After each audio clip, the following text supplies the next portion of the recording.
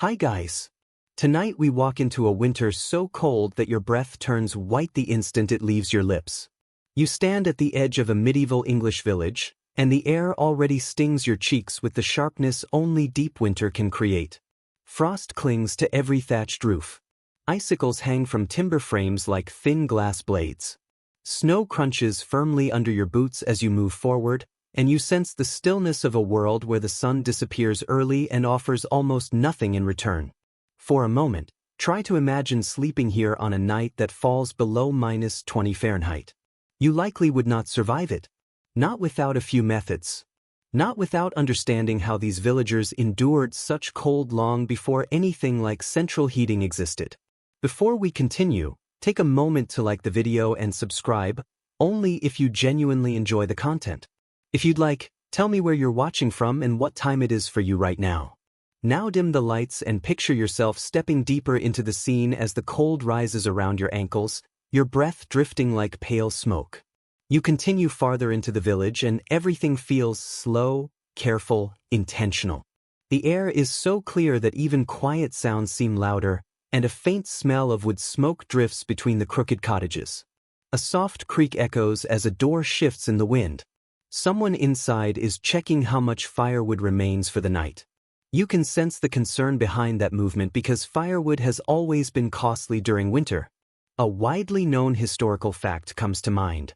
By the late Middle Ages, several regions of medieval England experienced heavy deforestation, making fuel scarce and valuable.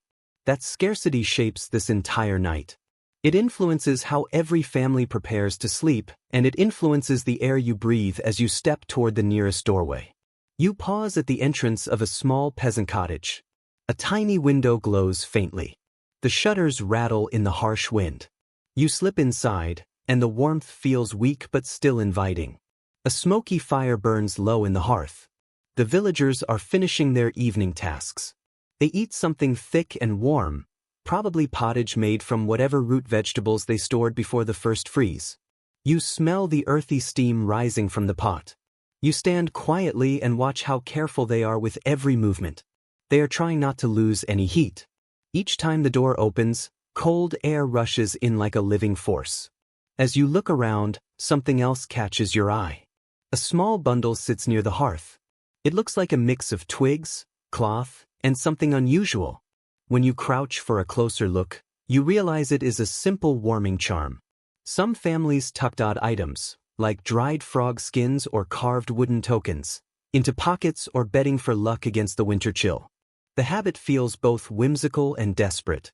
People found comfort wherever they could, even if that comfort came from a superstition that lasted only through difficult nights. The family begins settling in for sleep. Their movements slow down. You watch them bank the fire, pulling ashes forward to cover the flame but protect the glowing coals. Banking the fire keeps embers alive until morning. You see how they press the ashes carefully with a wooden tool. There is a quiet tension in the process. Everyone understands that if the coals die during the night, the cold will make them pay for it.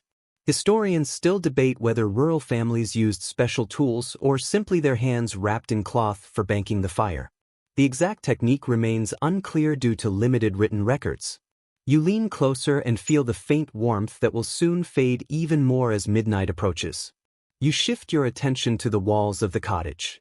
They are made with wattle and daub, a mixture of mud, clay, straw, and small stones. The surface is uneven, and the wooden beams creak softly with each gust of wind.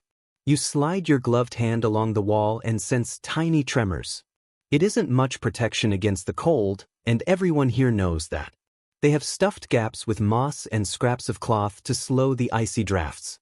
In your modern world, you might think about insulation ratings or building codes. Here, everything is about survival. Each quick repair or rough patch of clay can mean the difference between a bearable night and freezing fingers. Your breath fogs as you inhale the smoky air. You catch a faint scent of decaying rushes from the floor mixed with wool and unwashed clothing. The strange combination creates an unexpected sense of closeness. These families depended on each other and their environment in ways that are easy to forget. The cold forces that closeness. It pushes everyone into the same small space. It turns rooms into ecosystems filled with whispers, sniffles, and the quiet shifting of tired bodies. One of the villagers glances in your direction. You sense that strangers stand out during winter because nothing moves freely in this season. People stay indoors when possible. Animals gather in barns. Village paths remain empty except for a stray dog or someone fetching water from a frozen stream. You begin to understand how isolation becomes part of nightly life. Winter sleep is more than a physical need. It is a survival tactic. As you settle into a corner of the room, you feel the weight of your clothing pressing on your shoulders. Thick wool rubs against your skin. You shift slightly and feel the rough texture catching on your sleeves. It isn't comfortable by modern standards, but it works. It traps warmth and offers some sense of protection. You close your eyes briefly. You picture how villagers layered linen, wool, and sometimes fur. You hear the faint crackle of the fire as a coal splits.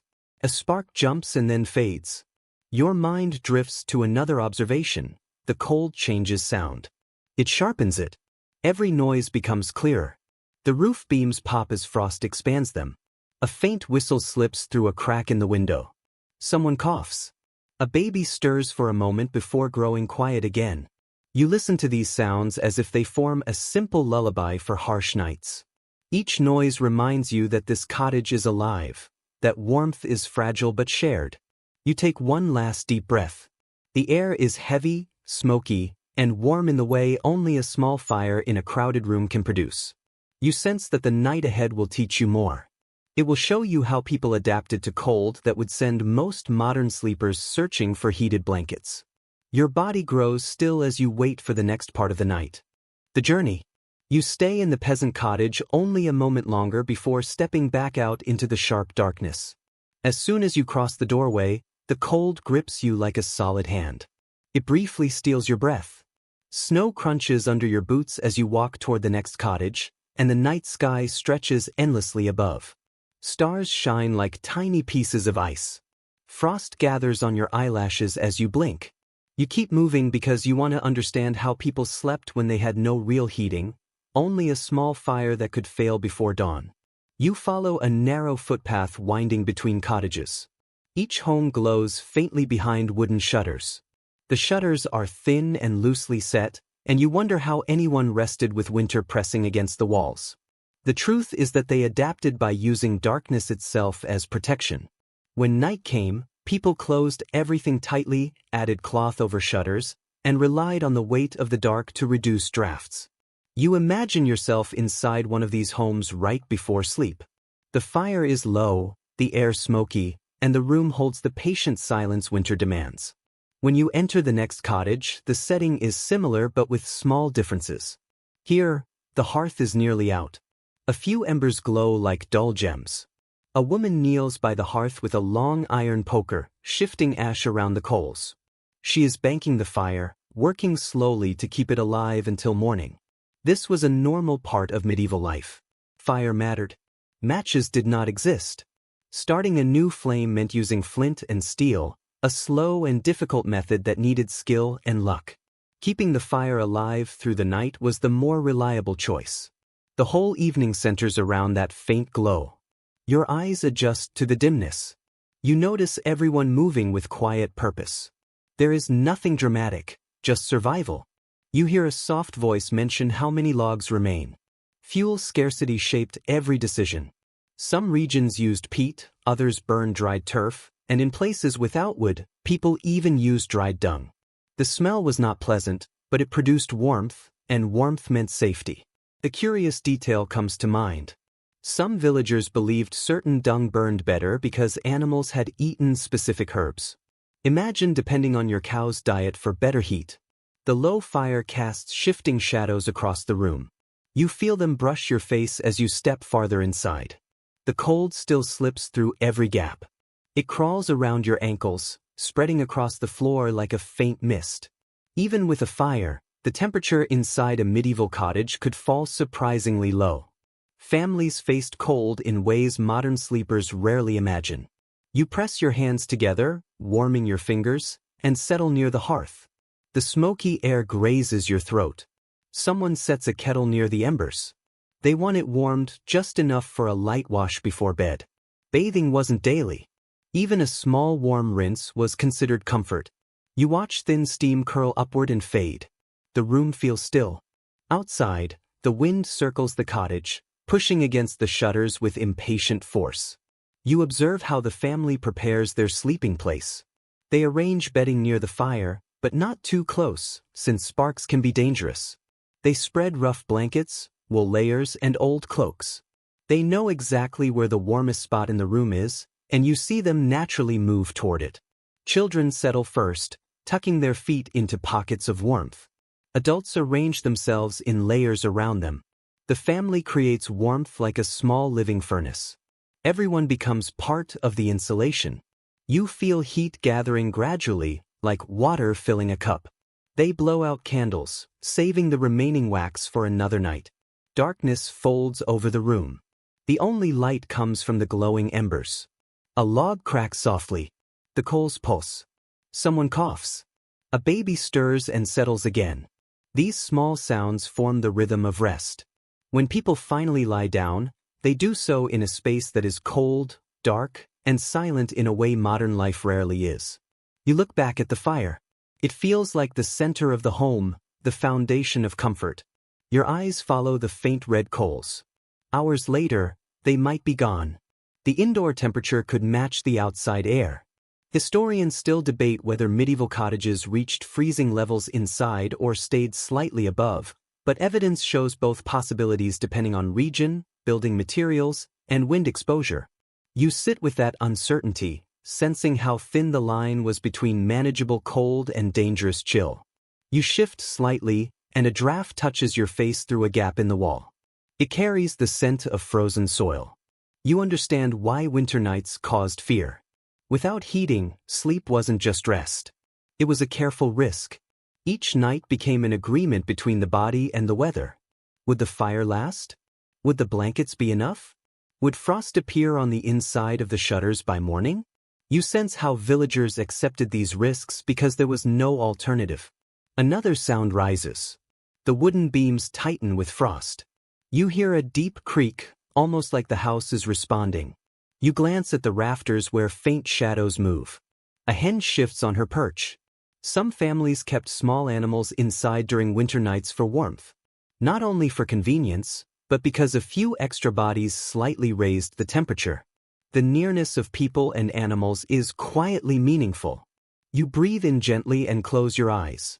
You let the cold settle around you just enough to feel it, without letting it overpower you. You hold the knowledge that these nights shaped medieval life in ways modern comfort hides. The cold formed daily habits, influenced how people slept, strengthened family connections, and made warmth a constant priority. You exhale slowly, letting the smoky air drift away. The night deepens. The fire fades. You wait, knowing there is more to learn about how people endured the hardest hours of winter. You remain beside the weakening hearth until the last ember softens into a faint glow. Then you stand, stretch your legs, and step back into the cold. The room settles into a soft murmur. Some people whisper short stories. Others close their eyes, drifting toward sleep. You stay awake a little longer, letting the warmth of the group sink in. You feel the rhythm of their breaths. You feel weary bodies relaxing. You feel the stark contrast between the bitter wind outside and this small pocket of protection inside. Then someone invites a large dog into the circle. It stretches out, yawns, and curls beside the children. The added heat spreads across the cluster. The dog adjusts itself, settling deeper into the blankets, becoming another small source of warmth among many. The air hits your face with the sharpness of metal pulled from ice water. You let the cold settle into your coat for a moment, feeling the difference between the slight warmth inside the cottage and the harsh. Night settles outside.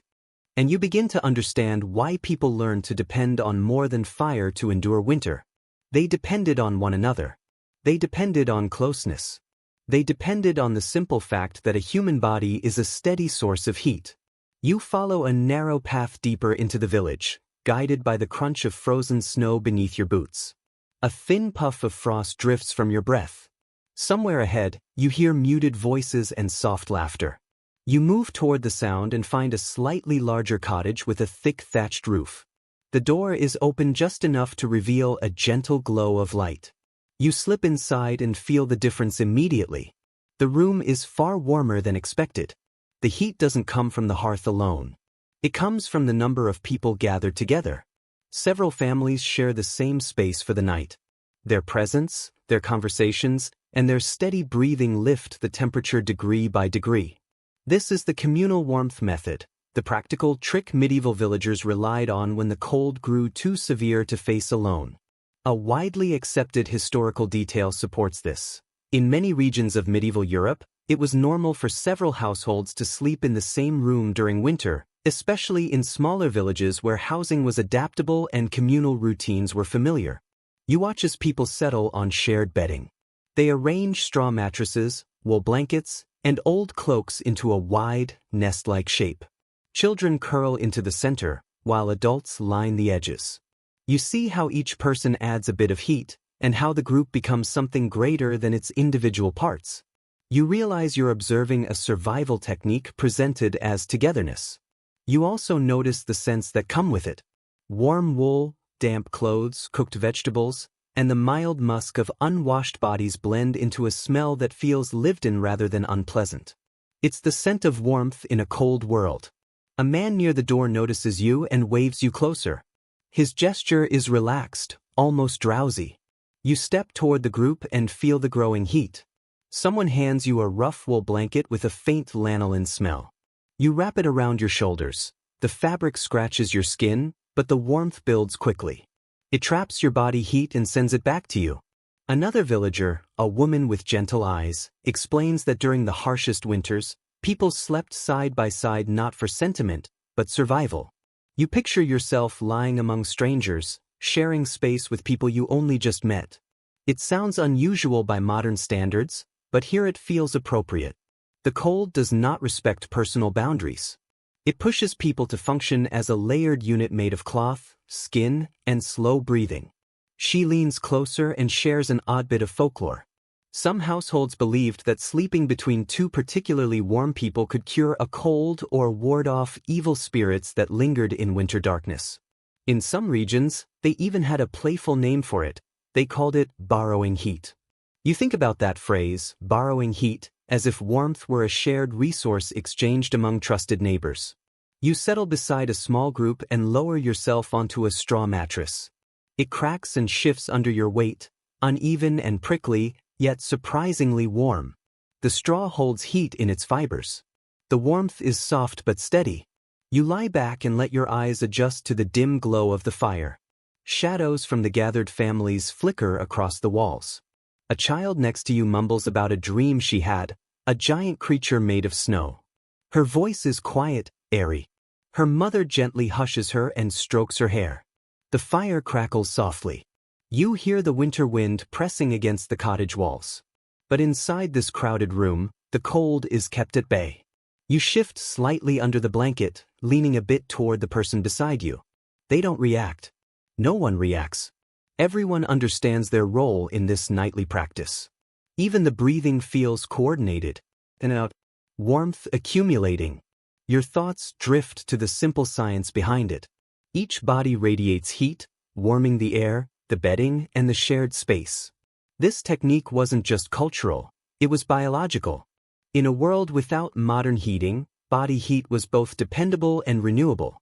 Still, not everyone agrees on how widespread this practice was. Historians continue to debate whether communal sleeping was universal or more region-specific, shaped by local traditions as much as climate. Written sources mostly describe wealthier homes, leaving the daily habits of peasants and villagers open to interpretation. You run your hand across the mattress. The straw is packed into tight bundles, forming ridges under your fingers. The mattress warms faster than you expect. Straw traps heat well. That was one of the practical strengths of medieval bedding.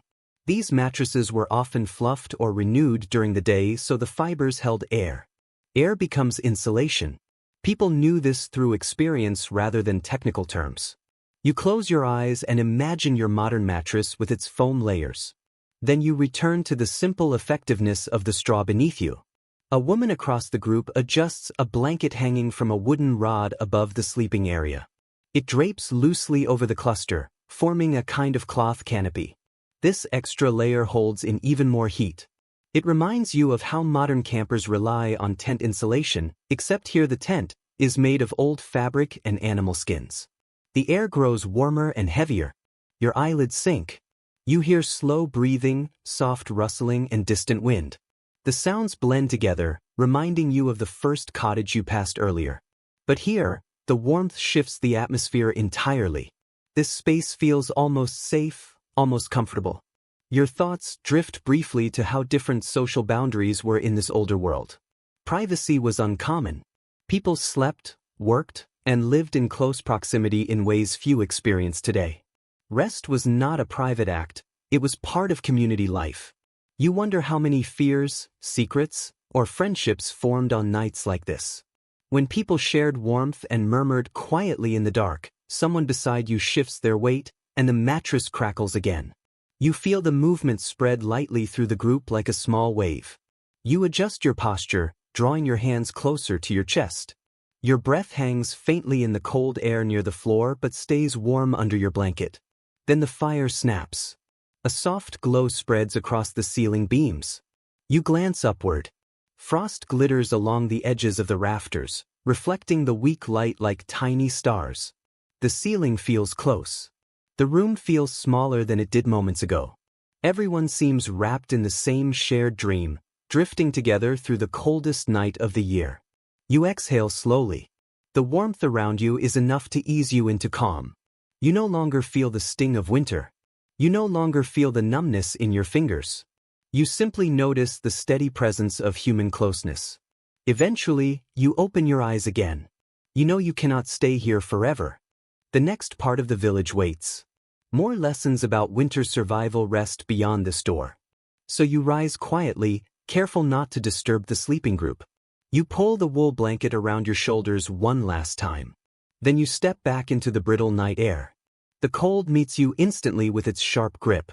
You inhale deeply, letting the cold awaken your senses. You feel your warm breath push against the icy wind. You let the contrast settle into your bones. It is time to continue. Time to learn what people did once the cluster settled into sleep, how the night progressed, and what other subtle methods kept them alive until morning. You leave the sleepers behind, stepping again into the open night, where the wind feels sharper and more restless than before. It moves across the village like a prowling creature, slipping under layers of clothing and searching for weak points. You pull your coat tighter and follow a faint path lit by pale moonlight reflecting on snow. The next home you approach looks older, its thatched roof sagging slightly in the center and its wooden frame leaning as if weary from years of standing. Yet you smell something familiar the moment you reach the door. Straw, dry straw, a scent both dusty and warm, a reminder of how simple materials shaped medieval rest. When you enter, you see a single family preparing their bed for the night. They spread layers of straw across a wooden frame, shaping it into something like a nest. Their movements are steady and practiced. You feel the hearth's warmth only faintly here. The fire has burned down to embers, dim but bright enough to reveal the golden texture of the straw. They speak little. Winter nights encourage quiet. They've done this so often that each motion seems guided by memory. You kneel beside the bed and reach out. The straw crunches softly beneath your fingers. It bends, then rises again. Straw can be misleading. It appears crude, yet it is clever in how it traps air. That air becomes insulation, the same principle used in down jackets and modern sleeping bags. You tilt your head, appreciating something people here learned through experience rather than explanation. Historians often point out that straw bedding was replaced frequently in winter because fresh straw provided better warmth and cleanliness than old, flattened bundles. One of the children smooths a thin linen sheet over the straw with small, steady hands. After the linen, they add a thicker woolen layer, further softening the surface. You shift your position, watching with interest. You see how each layer turns a rough base into something more comfortable. You notice the scent as well. Fresh straw carries a slight sweetness, a bit of dust, and faint traces of summer fields now frozen under winter ice. As you observe, an older man smiles and taps the straw mattress. He gestures for you to lie down just to feel it. You lower yourself carefully, letting your weight settle into the uneven surface. The mattress crackles beneath you, warm in some places and cooler in others. You adjust your shoulders. The feeling is unusual at first, but gradually you understand its appeal. The bed molds to your body like a loose cradle, not perfect, but surprisingly soothing in the stillness of winter.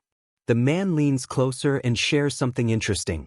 In some villages, families mixed aromatic plants like lavender or meadow herbs into their straw bedding because they believed the scents discouraged pests and improved sleep. It's a small piece of folklore he offers with quiet pride. You smile. The idea of a fragrant medieval mattress feels unexpectedly pleasant, almost luxurious in a world shaped by survival. You sit up again, letting the straw shift beneath your hands. The fire flickers softly, sending a faint glow across the room. You take in the scene. Bedding here isn't just an object. It is a carefully assembled space, a place to reclaim warmth after the day's demands. You imagine countless nights when families returned to this same bed, exhausted from long hours of labor. Winter days were short but heavy with work. The cold stiffened muscles. Food was simple. Clothing was thick. Each evening felt like a return to a small refuge. You run your fingers across the linen sheet. It is coarse and slightly rough. Most households had limited fabric, and linen was difficult to produce. Yet here it lies, stretched across the straw, offering a layer of comfort and basic hygiene. You realize something scholars often highlight when discussing medieval life. Even the poorest families invested effort into their sleeping spaces, because rest was one of their few defenses against illness and exhaustion during severe winters. You watch the mother shake out a heavy blanket made of wool and patched fabric. She spreads it over the bed, tucking the edges firmly. The action feels almost ritualistic, as if sealing warmth into the bedding like a promise. You notice the blanket's scent, smoke, lanolin, and long use. It is heavy, much heavier than modern quilts. Its weight seems to push winter away. Your eyes drift to the edges of the room. Bundles of rushes rest against the wall, ready to be scattered across the floor. They insulate the ground and help block the cold rising from the earth. A few clay pots sit. The hearth sits nearby, filled with warm water for the night. A small wooden stool supports a bowl of dried berries kept since autumn. Every item in the room feels selected with intention and purpose. You shift your focus back to the family. They gather on the bed with practiced ease. The father lies closest to the wall, the mother beside him, and the children settle in where the heat collects most. You notice how they wrap themselves in layers of cloth, curling inward like animals conserving warmth. The bed creaks softly under their combined weight. The mother brushes her hand across the straw beneath her blanket and quietly tells the children that the mattress will stay warmer if they lie still and let their bodies sink into it. She speaks as if repeating old wisdom passed down over many winters. As the family settles in, you consider how comfortable such a bed might be. It is not luxurious by modern standards, yet it is practical, warm, and easy to adjust. Straw offers benefits. It resists dampness. It retains heat. It can be replaced with little effort. You imagine how the bed would feel after hours of rest, warmed by shared breath, shared bodies, and shared stillness. You listen to the room. The small fire cracks occasionally. A child sighs quietly. The father shifts slightly, and the straw rustles in response. Outside, the wind presses and drags itself across the roof. The contrast between the harsh weather outdoors and the calm inside feels almost sacred. The straw bed becomes a small island of heat in the middle of winter's grip. You glance upward and see faint frost forming along the inner edges of the window frame. The cold pushes hard against the shutters, trying to slip into the room, but the walls hold steady. The bed holds steady. The family holds each other tightly enough. The older man looks toward you again and speaks softly. He explains that beds like this were always temporary. Straw wore down. It flattened. It needed frequent replacing. He adds that people often carried bits of straw in their clothing throughout the day without realizing it, small reminders that comfort traveled with them. You like the thought, warmth clinging to them like a quiet companion. He then laughs gently and shares a memory from his youth. Some believed that mice chose the warmest homes by the scent of straw, and families joked about whose house the mice preferred. It was a light-hearted belief that revealed personality as much as practicality. You stand in silence for a moment, watching the family drift toward sleep. The room grows dimmer. The fire lowers. The air fills with steady, even breathing. You feel yourself relaxing again, drawn into their warmth even from a short distance. You rise slowly, brushing bits of straw from your clothes. The mattress crackles softly. You give the family a small nod before stepping toward the door. You brace yourself for the cold outside. The moment you open it, winter surges in and claims you. The temperature drops sharply. Your breath forms pale ribbons in the air. You inhale deeply, letting the cold sharpen your senses. You carry with you the memory of warmth, of straw, of shared rest. Taking a few steps away from the cottage, the snow crunches beneath your heels. The night feels wide again. A quiet question forms in your mind. If common villagers slept like this, what other methods did people use to survive nights this harsh? You tighten your coat and follow the outline of another building in the distance, ready to learn the next piece of winter knowledge. You walk through the biting cold once more, your boots pressing deep tracks into the sparkling snow. The sky above looks impossibly clear, as though winter has polished it into a hard, glassy dome. Your breath rises in slow curls. You rub your hands together, thinking about how warmth becomes a rare resource out here. A resource protected by layers of fabric, layers of habit, and layers of old understanding built over generations. As you approach the next house, you notice something different about the light slipping through the shutters. It has a softer, warmer glow, almost honey-colored. When you push the door open, the first thing you feel is texture. Thick, rough, heavy texture covering the entire space. Wool fills the room, hanging from pegs, draped over benches, stacked in dense folds along the walls. The house looks padded from within, dressed for winter as thoroughly as the people inside. A woman sits near the fading hearth, carding raw wool with steady movements that send light fibers drifting through the air like pale feathers. She looks up, smiles, and gestures for you to come closer. You do. The warmth here is mild, but it's clear that what makes the difference. It traps heat with persistent loyalty. It shields skin from the cold. It even softens the sound in the room, giving everything a quiet calm. You sit on a small wooden stool and study the details. A single wide bed fills the room, heaped with wool blankets. Not thin decorative ones, but thick, heavy layers woven tightly by hand. You run your fingers across one. It feels coarse yet sturdy. The natural lanolin in the fibers gives it a slight waxy finish, and the smell is earthy and comforting. You watch the family preparing for bed. Their movements are slower now, as if winter asks them to conserve energy even in small motions. The father shakes out a large blanket that has been passed down for years. Its edges are worn, its center dense and warm. He spreads it over the bed with careful respect, as though handling something valuable. Textile historians often note that wool was one of medieval England's most important materials, for trade and for daily survival, because it stayed warm even when a little damp. That fact shaped clothing, bedding, and even parts of the economy. You feel that truth here. You see it in the family's quiet pride. The mother hands you a wool tunic so you can feel its weight. You lift it and are surprised at how solid it is. It seems less like ordinary clothing and more like armor against the cold. When you press it to your cheek, it scratches slightly, but it also carries a sense of protection. You imagine sleeping beneath such weight, letting it settle over tired limbs. In this world, heaviness equals comfort. As you examine the tunic, a young boy walks over holding a tiny wool cap. He taps his head, then offers it to you with a grin. It takes a moment before you understand. He wants you to try it on. You slip the cap over your head. It fits snugly, covering your ears. Warmth begins to spread. The boy answers almost instantly, his face lighting up with pride. He explains that everyone in the house sleeps wearing caps because cold air settles near both the ceiling and the floor, and the head loses heat faster than most people assume. His explanation is simple, but it carries a sense of long-held family knowledge. His father adds a playful note.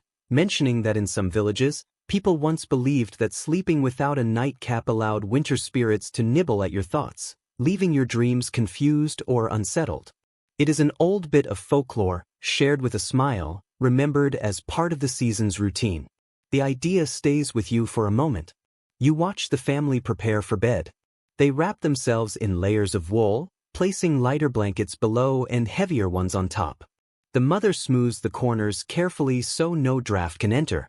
The children naturally curl toward the warmth, tucking their feet under the thick layers.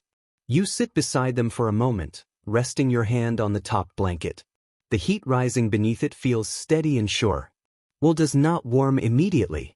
It builds warmth slowly, like a small ember gathering heat from the bodies beneath it. Every breath, every small movement, helps raise the temperature. The father places another blanket on top, but this one stands out. It is a deep, finely woven wool with a smoother, almost silky texture. He explains that it is made from the fleece of their finest sheep, sheared in late spring, carefully spun, and woven by his mother. You hear the weight of memory in his voice. This blanket carries effort, tradition, and hope. Winter has a way of turning sentimental items into practical tools, and practical tools into things that feel sentimental. Looking around the room, you notice something else. The walls are covered with rough woolen cloth. It is not decoration but protection. Hanging wool on the walls creates a barrier against cold drafts, trapping warm air near the bed. The fabric shifts gently when the outside wind presses against the timber walls. It moves like a quiet shield. As you examine the space, the older woman carding wool finally speaks.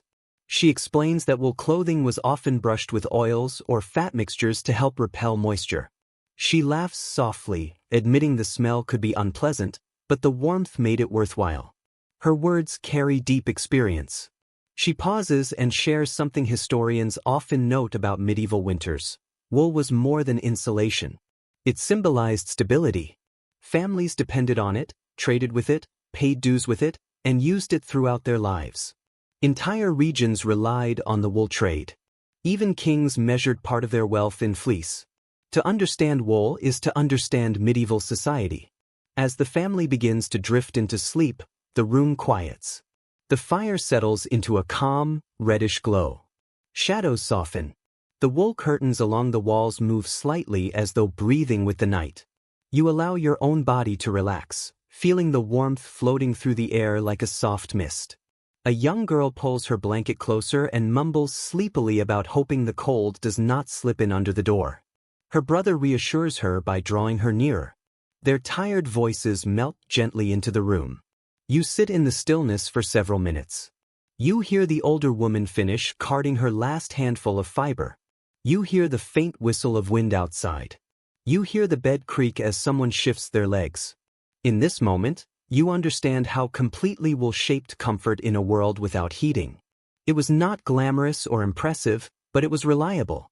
It trapped body heat, softened rough bedding, protected children and elders, and transformed freezing rooms into places one could endure. Eventually, you stand, handing the nightcap back to the cheerful boy. You pull your coat close and walk toward the door. The older woman gives you a final smile before dimming the lantern. When you step outside, the cold strikes immediately, but you carry the memory of warmth like a small ember hidden under your clothes. Wool's comfort lasts beyond the fire. It lingers in your skin, your senses, and your understanding. You walk away from the cottage, watching your breath drift upward like pale smoke, ready to discover how medieval people turned overwhelming cold into survivable nights. As you move through the quiet village, your footsteps sink into soft snow that sparkles in the moonlight. The cold wraps around you again, pushing through seams and tugging at your sleeves.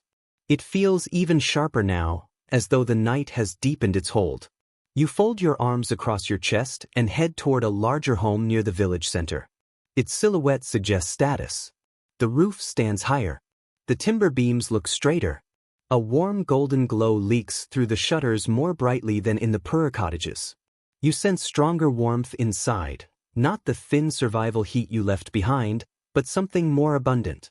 Entering the home, you feel it immediately. The air carries a gentle softness that suggests comfort and privilege.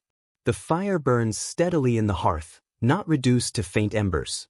Logs release a patient warmth that rolls through the room in slow waves. A subtle scent of beeswax and roasted grain drifts through the air. Woven carpets cover the floors, softening your steps. With each pace, the warmth settles deeper into your clothing, easing the tightness in your shoulders. This is a wealthier household, and wealth brings options. The difference becomes clear when you notice the room's centerpiece. A large feather bed set atop a carved wooden frame, lifted proudly above the cold floor. You walk toward it, drawn by its height and inviting shape. Compared to straw mattresses, it looks almost luxurious. Its surface curves slightly, as if ready to support a weary body. A man wearing a padded robe lined with fur notices your interest and invites you closer. His movements are calm, carrying the ease of someone shielded from winter's harshness. Standing beside the bed, he pats it with familiarity. You press your hand into the top layer. It yields gently beneath your touch. Soft and buoyant, the feathers shift inside, adjusting with a smooth whisper. It feels like a small escape from the cold, resting openly in the middle of the room. The man explains that this feather bed belonged to his father, and before that, to his grandfather. With proper care, these beds lasted for generations. The bed offers softness against your skin. You feel a quiet appreciation just looking at it. Then your gaze shifts to a small tapestry near the bed, depicting a hunting scene. Its thick fabric helps block drafts from the wall. Wealthier households often use tapestries both for decoration and insulation. The image glows in the firelight. A deer leaps through a woven forest, a hound in pursuit. The man explains that goose down from carefully tended flocks produced the warmest, lightest filling, often more valued than wool by those who could afford it. He mentions a fact noted in economic histories. Feather beds were so prized they frequently appeared in wills, listed alongside land, livestock, or gold. It highlights how profoundly winter shaped priorities. His wife approaches, holding a linen sheet she has just inspected. The fabric is smooth, finer than most people could ever buy. She spreads it over the feather bed with calm precision. The sheet settles gently into the soft contours beneath. Next, she adds a quilt of dyed wool squares stitched into patterns. It seems show years of repair. She smooths it with care, as if tending a beloved companion. Then she lifts a second quilt, heavier and richer. This one is filled with down as well. As she unfolds it, the fabric drifts gracefully, trapping warmth almost instantly. She explains that they layer blankets in winter depending on the cold. Tonight, being particularly harsh, both quilts will be used. You imagine lying beneath them. It must feel like resting under a warm cloud. A young servant enters, carrying a small bundle wrapped in cloth. He places it gently on the bed's edge. Inside are several small feather-filled pillows, unusually plump and clean. He shakes them briskly, fluffing them to restore shape. The feathers rustle quietly, and you notice the faint scent of dried herbs tucked into the linings. He explains that the herbs repel insects and add a gentle, soothing aroma. You recall medieval household records noting that wealthier families sometimes perfumed bedding with herbs like rose petals, marjoram, or chamomile, both for pleasure and to encourage healthier dreams. A hint of chamomile lingers in the air, unexpectedly calming you. You step back to take in the bed as it comes together, layer by layer. It resembles a small hill of comfort, far superior at holding heat than straw or cloaks. You picture the owners sinking into it each night, enveloped in softness while winter rages outside. As the couple continues preparing for sleep, the man mentions a scholarly debate regarding medieval bedding. Some accounts suggest feather beds were kept away from the coldest walls to prevent feather clumping, while others suggest placing them against interior walls for insulation. Practices vary depending on region, tradition, and space. No one can say which approach was most common. You sit on the edge of the feather bed, sinking into the soft layers. It feels nothing like straw, wool, or communal bedding. This is deliberate luxury, made possible by economic stability. Shifting slightly, the bed moves with you, absorbing motion smoothly. A sense of security settles into your muscles. You understand why such beds were treasured. The mother brings out a fabric cover stuffed with feathers, called a bolster, and places it near the head of the bed. It serves as back support and a barrier against drafts. Touching it, you feel it spring gently beneath your fingers. Each item, each small addition, builds layers of comfort, transforming the bed into a winter refuge. A girl, likely their daughter, approaches with a fur coverlet. She lays it across the foot of the bed. The fur is soft and dark, retaining heat almost magically. She explains that on the coldest nights, she pulls it up to her chin. You picture her sleeping beneath it, protected from icy winds. The father sets a wooden chest beside the bed and opens it, revealing neatly folded blankets. He selects a thick, woven wool blanket in deep earthy colors, spreading it over the bed as the final layer. The bedding now forms a fortress of comfort. The feather bed base supports everything above, quilts and blankets lock in heat, and the fur coverlet adds extra protection. The linen sheet catches flickers of firelight, colors dancing like flames. The daughter speaks softly, saying she enjoys falling asleep staring at the tapestry. The shapes blur in the dim light, becoming dreamlike. Her mother smiles and brushes her hair gently. You sense warmth beyond the fire or feathers, family tenderness. As preparations finish, the household quiets. The fire crackles softly. You sit on the feather bed, drawn towards sleep by the gentle pull of quilts and the rhythm of nearby breathing. Then you rise, aware you must continue your journey. The father thanks you for visiting. The mother gives a small bow. You step toward the door, carrying the warmth in your clothing. The memory of the feather bed lingers, soft and comforting. Outside, the cold shocks your lungs. Wind sweeps across you, urging you forward. You exhale slowly, watching your breath drift upward. The village awaits, with more secrets, fires, beds, and ways people softened harsh nights. You keep walking. The icy wind presses against your coat, as if to herd you indoors, but curiosity drives you onward. You want to see how else people carved warmth from a world determined to freeze them. Your boots crunch through powdered snow until you reach a cottage unlike the others. Narrower, slightly taller, its upper floor jutting protectively over the lower.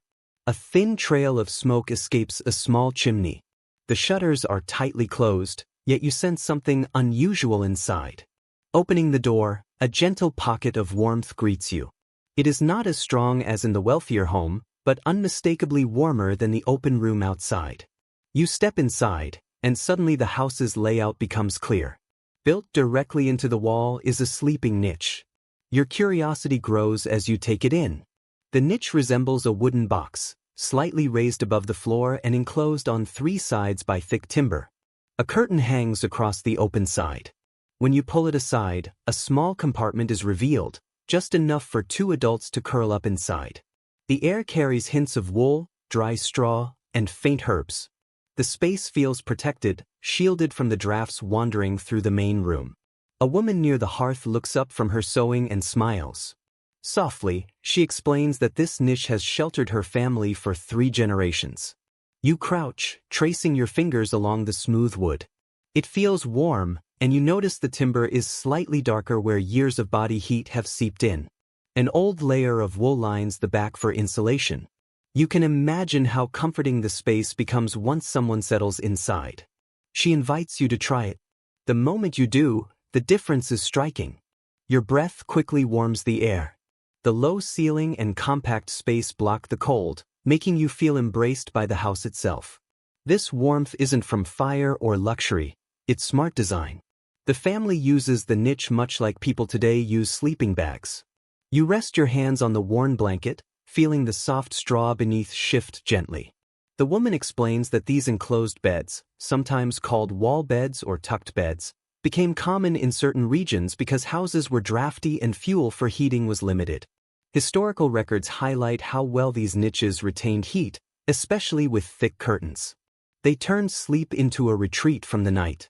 You imagine families sliding in, drawing the curtain, and cocooning themselves in warmth. Gesturing toward the main room, she points out how the house funnels cold air through certain corners, but never into the niche. Its position, above the floor where cold settles yet below the roof where warmth escapes, ensures it stays cozy. You admire this clever adaptation, a testament to how simple tools and local materials can meet human needs. She sits beside you, mending socks, and reminisces about climbing into the niche as a child on winter afternoons, enjoying how quickly it warmed. She smiles, recalling it as a secret cave, safe from snow spirits. Her eyes shine with fondness. A little boy crawls in beside you, carrying a small wooden horse carved from oak. He explains this is his favorite spot because the niche feels like a hug. You chuckle as he nestles deeper into the blankets. Children seek warmth instinctively, like birds finding sheltered branches. The woman adds another detail, passed down through generations. Some believed sleeping in enclosed spaces sharpened dreams, keeping the mind warm and relaxed. Whether true or not, it's a charming idea, blending practicality and imagination. You settle against the back wall, feeling the space grow more comfortable with each breath. The boy giggles when your elbow brushes his arm. In a world where many families live in single-room homes, even a small nook like this offers rare privacy and relief during harsh winters. The fire crackles faintly, orange light dancing through the curtain, casting soft shapes on the wooden ceiling. You listen, the wind tapping shutters, fire popping gently, the woman humming as she sews. Everything feels intimate and protected. After a while, you lean out to examine the exterior structure. The thick wooden frame is reinforced with extra planks to block drafts. Packed with straw and sealed with clay and hair. The wall feels noticeably warmer. The woman explains that the family uses the niche on the coldest nights, leaving the main bed for blankets and clothes. She laughs, recalling how her children once hid inside, imagining it as a ship sailing icy seas. Winter, she says, encourages creativity. As you step out, the boy follows, holding his wooden horse. He offers it to you for the night, and you tuck it into your coat pocket with a smile. You thank the woman for the experience. She nods warmly, closing the curtain to trap the warmth inside. The fabric rustles softly and settles. Outside, the cold feels less harsh. You carry a memory of cozy, sheltered comfort, a closeness to the house, its people, and winter itself. Snowflakes drift gently, reminders of human ingenuity in reshaping the environment. You inhale deeply, the night is vast, but you feel braver. More secrets of winter sleep, more corners of history, await. You walk away from the house, leaving the snug niche behind. The cold wraps around you again, a reminder that comfort is fleeting. Wind sighs through village lanes, and snow swirls around your boots. You take a slow breath, watching it fog in front of you, and follow the faint glow of fire, ready for the next discovery. Light spills from a nearby cottage, and something about this home immediately draws your attention. The roof slopes a bit steeper, the walls are packed tightly with daub, and thick cloth drapes over the inner frames of the shutters. Long strips of fabric hang near the doorway, shifting slightly in the breeze. Stepping inside, you instantly understand why. Heavy bed curtains dominate the space, enclosing the sleeping area in dense folds. The hearth glows gently, but the real warmth comes from the fabric itself, thick, insulating cloth that traps heat. A man sits near the bed, brushing a curtain panel with a stiff broom to remove dust. He looks up, smiles, and gestures for you to come closer. As you approach, you notice the air growing warmer with each step. Parting the curtains slightly, warm air greets your face like a quiet welcome. Inside the curtained space lie 2 straw mattresses layered with soft wool blankets. The woman of the house sits there, adjusting small herb bundles tied in cloth along the rods. She explains that these fragrant bundles freshen the air and reduce the musty smell caused by trapped humidity. Their scent, earthy lavender, marjoram, and dried mint, brings an immediate sense of calm. She pats the mattress and invites you to sit. As you do, the curtain settles behind you with a soft thump, forming a warm bubble sealed off from the cold outside. Running your hand along the fabric, you feel its thickness, layers of quilted wool stitched together. She notes that the fabric is deliberately dense, less airflow means more heat remains trapped. Smiling, she adds that in some homes, bed curtains were so valued they were mentioned in dowries, handed down through generations, or even used to settle debts.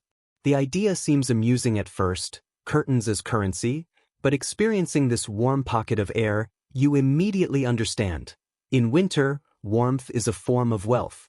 Leaning back, you watch sunlight filter through the fabric in soft gold patterns, giving the small space a half-dreamlike quality.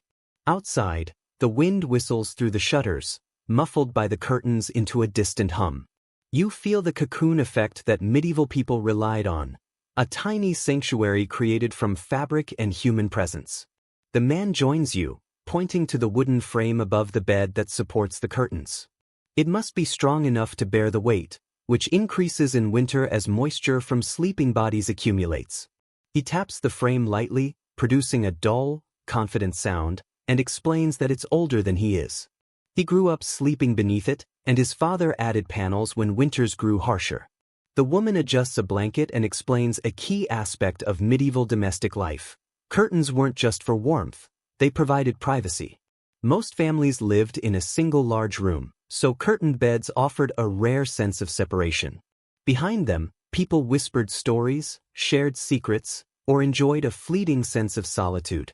You imagine how precious that privacy must have felt after a long day of work. Tracing a line of stitching along the curtain, you see the simple yet durable needlework, made with thick thread to withstand constant use. She points to a faded patch from her grandmother's cloak, adding both strength and a connection to family memory. The man laughs softly, recalling a village joke: if bed curtains had too many holes, the cold would slip in like an unwanted guest. He taps a patched area, proud of their handiwork and the protection it provides through winter. Sitting quietly, you absorb the warmth seeping into your body. After walking through the icy village night, the sensation feels like a reward. The low crackle of the hearth beyond the curtain adds to the stillness.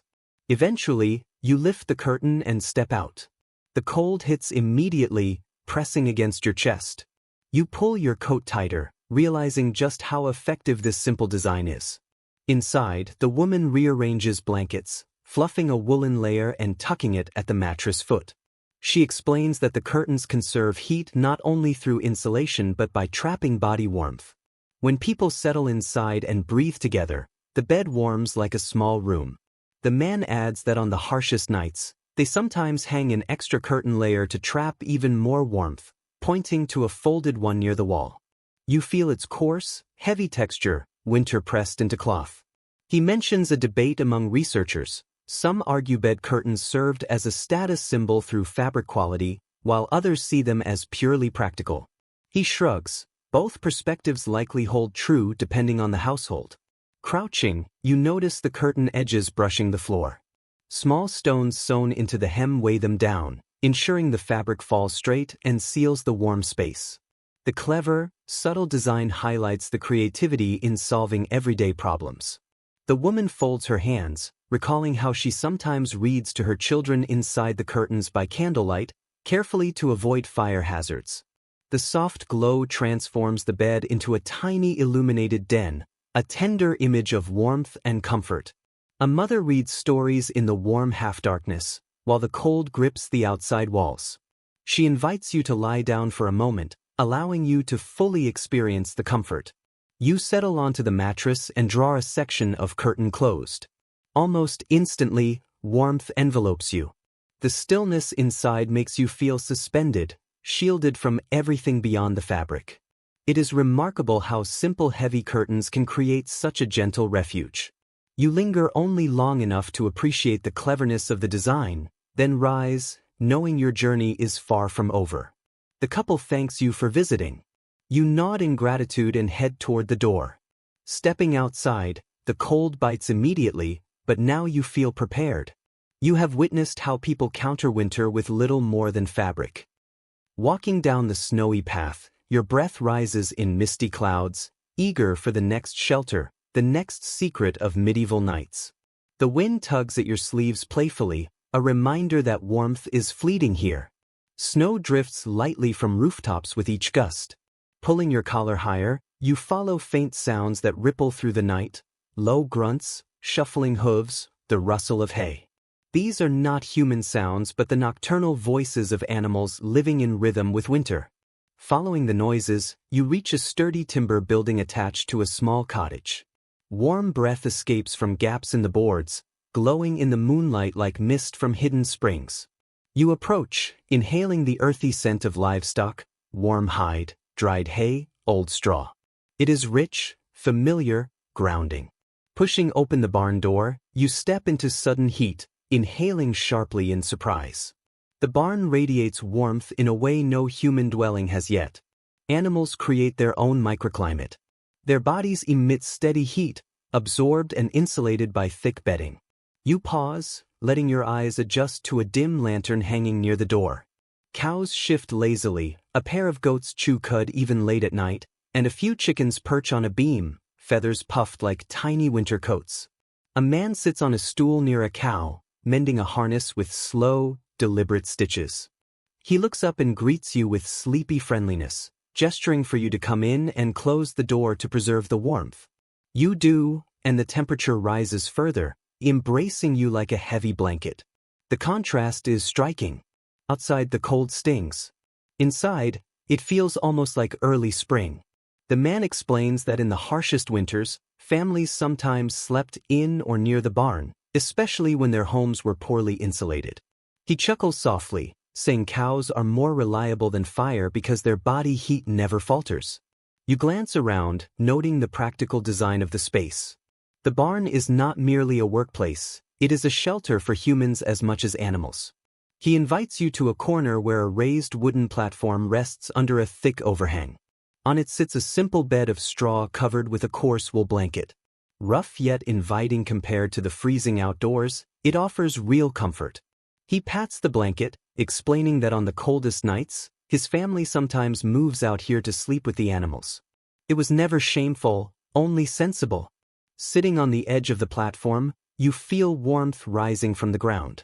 Running your hand through the straw, you notice its dryness and thickness, holding pockets of heat like insulated chambers. A cow shifts above you, low rumbles mixing with puffs of warm breath.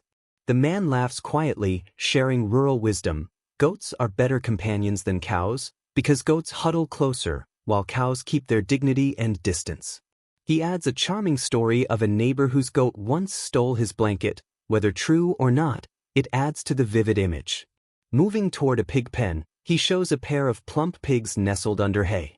Pigs radiate remarkable warmth, and some families allowed them to sleep in attached sheds or even corners of the house during winter. You watch their slow, synchronized breathing, bodies functioning like small furnaces. The man taps the fence gently, noting pigs' warmth comes with a scent, but it is worth it.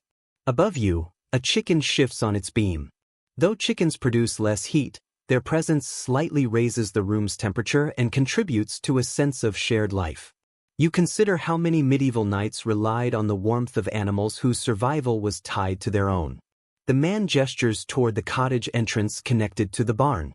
In some homes, the cottage and animal shelter shared walls so warmth could seep from one space to the other. He lifts a lantern, pointing to the wooden boards of the shared wall, warm to the touch. The animals on the other side breathe, shifting slightly, and the heat passes through as if purposeful. Walking with him, he mentions a point often discussed in studies of medieval farming life. Relying on animals for warmth was not crude but a practical use of resources. Livestock was central to survival, and their warmth a natural gift in harsh winters. He brushes the flank of a cow, smiling quietly. You crouch near the straw again, letting your fingers sift through it. Heat from the animals mixes with the earthy scent of hay, creating a comforting atmosphere.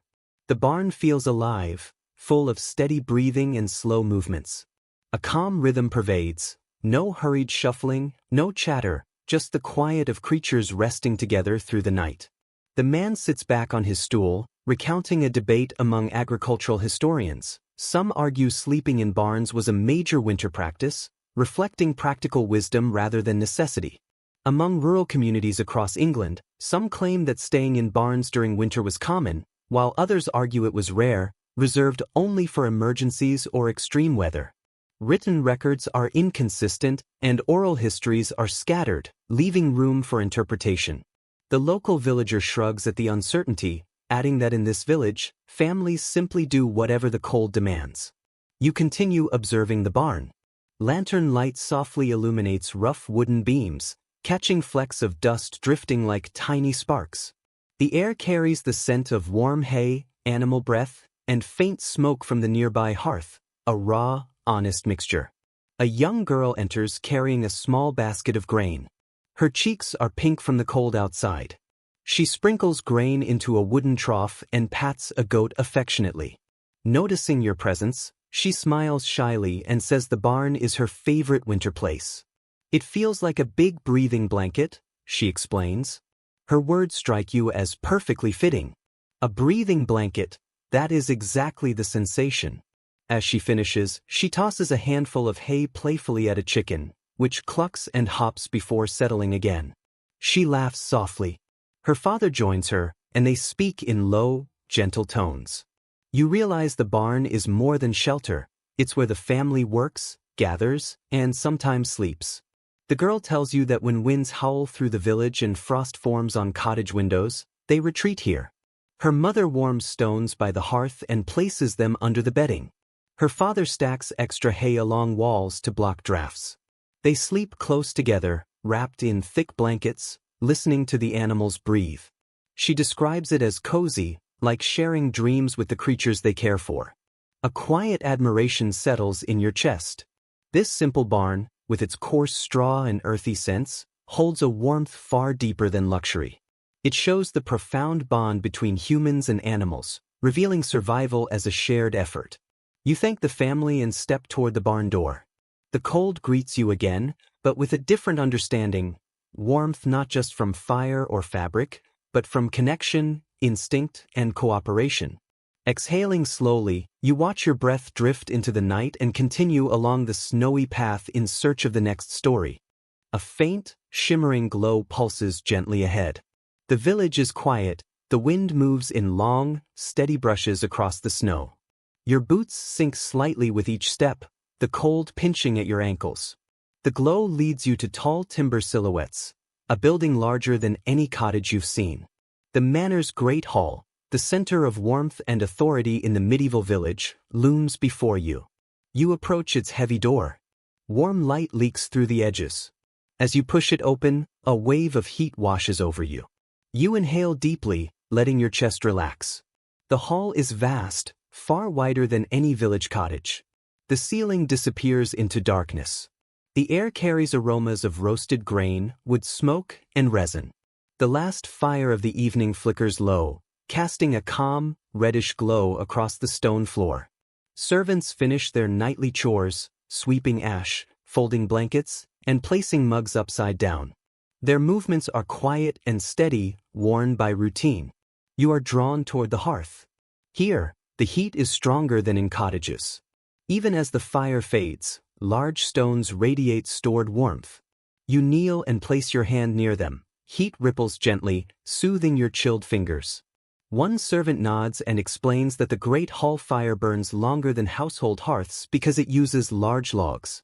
He gestures to a partially charred log glowing orange in the embers. These logs are meant to last through the night, so the Lord's family and guests do not wake to freezing conditions. He adds that the hall's warmth often helps heat surrounding chambers, even if only slightly. You understand why people treasure this fire.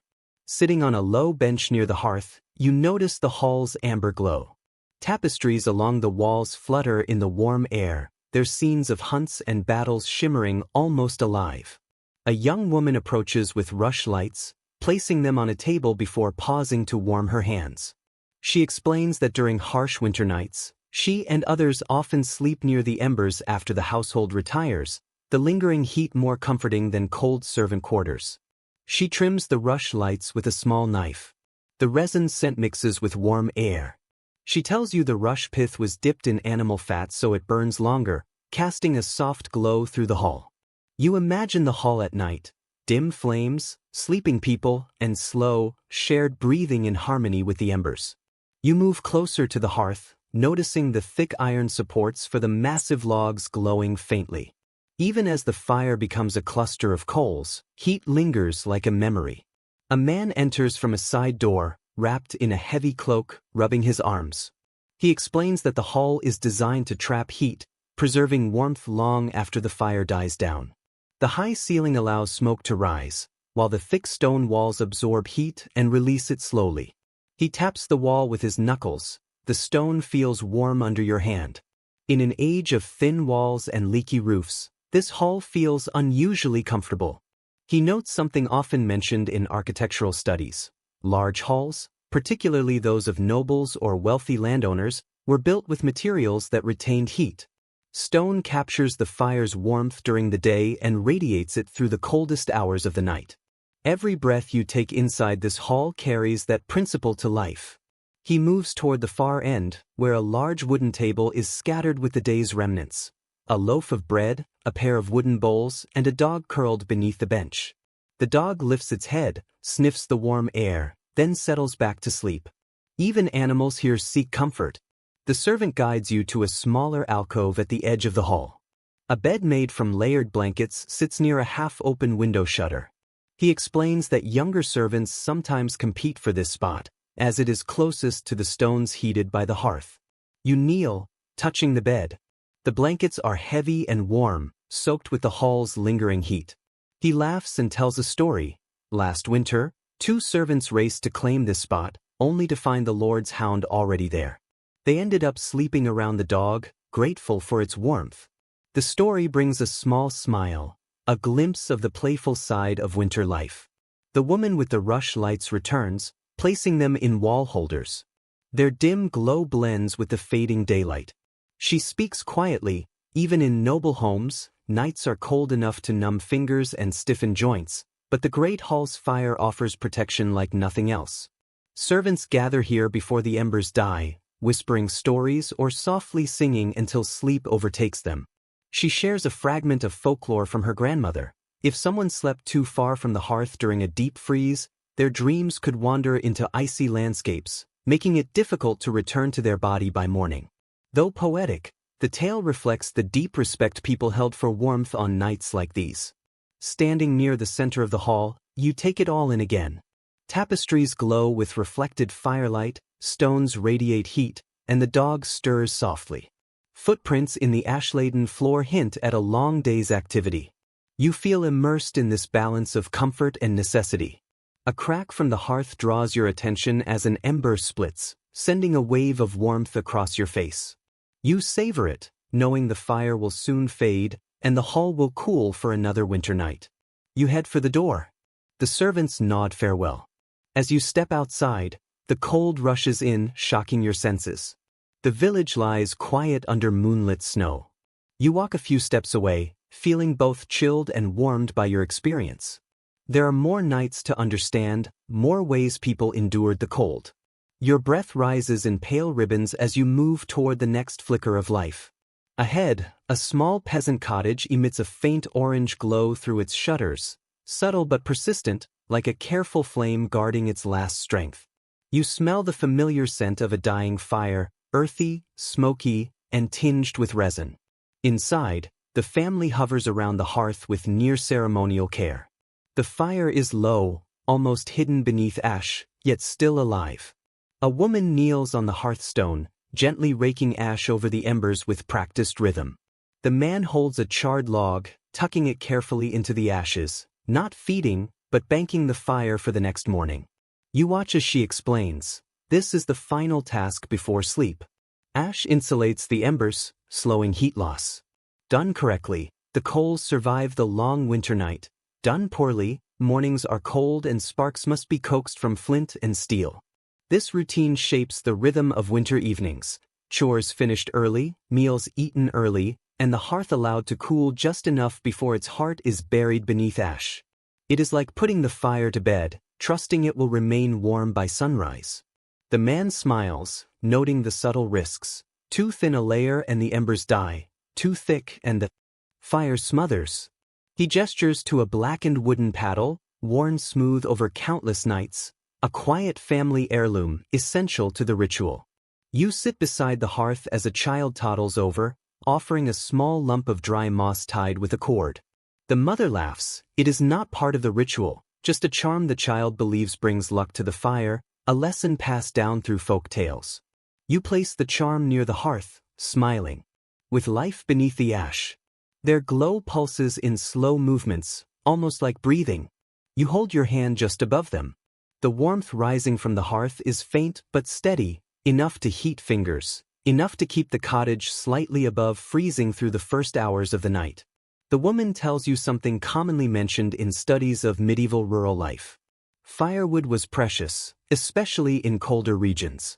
Villagers planned their winter fuel months ahead, often gathering wood throughout the year or trading for bundles when forests grew thin. Banking the fire was not simply convenience. It was survival. Fire-starting tools were slow, tedious, and unreliable. Embers were far more dependable. You shift your weight as the man demonstrates one final step. He gently drags a thick charred stick across the hearth floor to arrange the remaining embers into a tight cluster before covering them. The ash settles with a soft hiss. He taps the hearthstone lightly, listening for the muffled crackling beneath the ash, confirming the coals are still alive. The room begins to cool as the fire quiets. You feel it almost immediately. The difference between a living flame and a buried ember is dramatic. The air becomes heavier, colder. Sharp drafts roam the corners of the room like restless shadows. The family does not seem disturbed by this. They begin to gather their blankets, preparing for bed. But before they settle, the man takes a long iron poker and touches it to the ash in 3 spots. You watch. The gesture carries quiet reverence, almost like a prayer. He tells you it is a family habit, not a village tradition. His father believed that marking the ash in 3 places helped distribute heat more evenly beneath the layer. No one knows if it truly works, but the family has kept the ritual alive. You stand and walk around the cottage, noticing how the room cools quickly. The windows whistle softly as the wind pushes through small gaps. The floor is cold beneath your boots. You understand why families hurry to bed after banking the fire. The hearth no longer warms the room. Its only job now is to survive the night.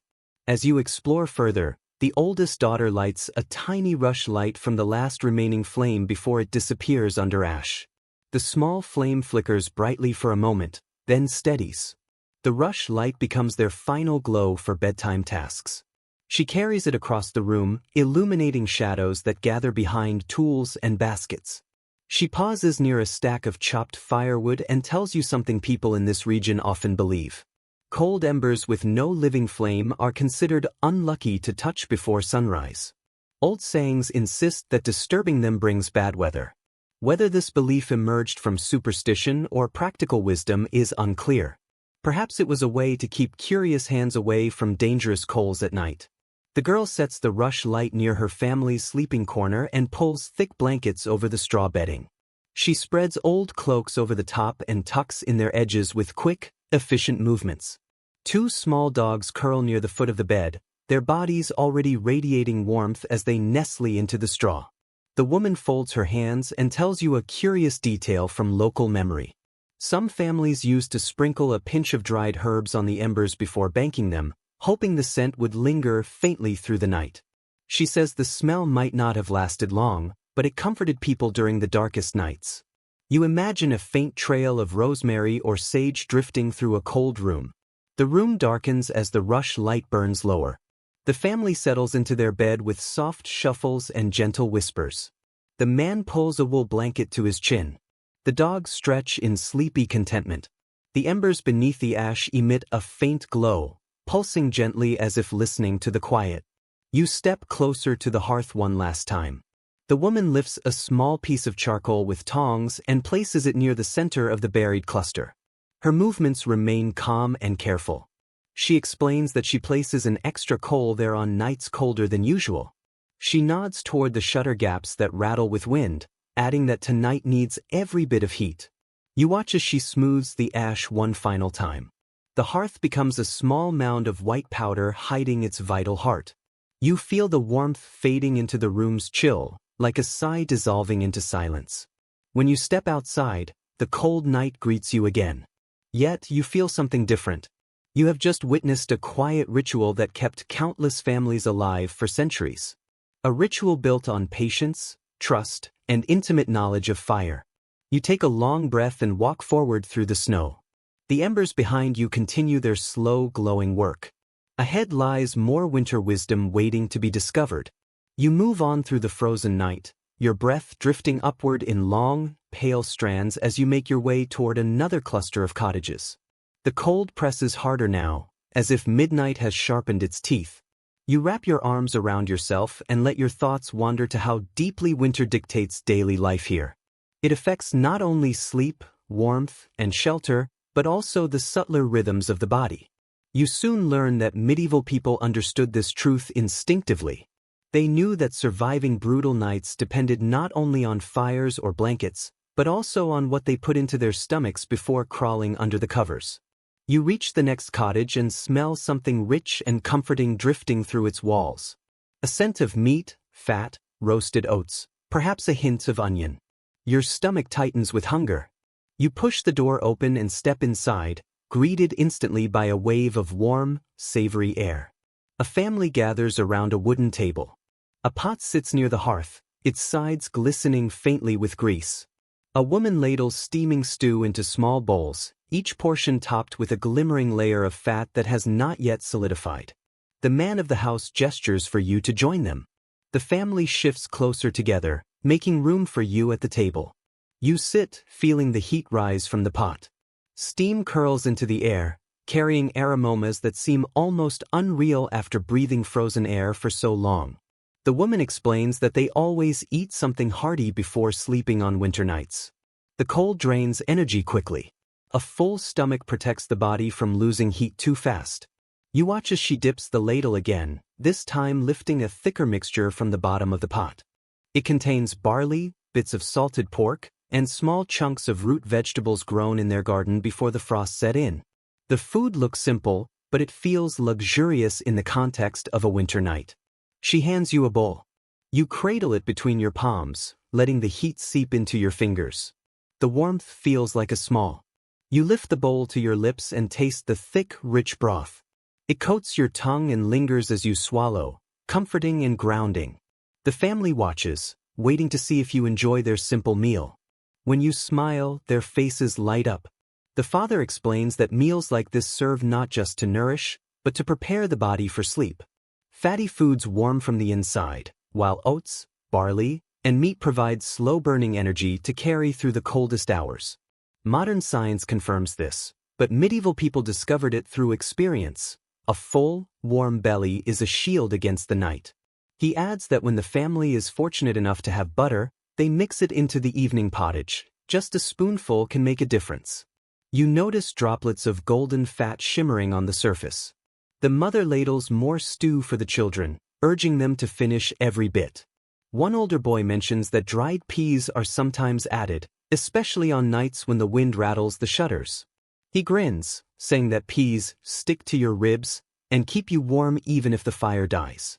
His playful comment blends seamlessly with the cozy atmosphere. The mother offers a small bowl containing something darker, chunks of preserved meat glazed in rendered fat. She explains it is winter stock, stored in the coldest corner of the cottage. The family consumes it sparingly to make it last. Its flavor is strong, salty, and nutrient-dense. She shares a traditional belief: eating fatty foods before bed promotes stable, restful dreams. Whether rooted in biology or imagination, the idea brought comfort on long, icy nights.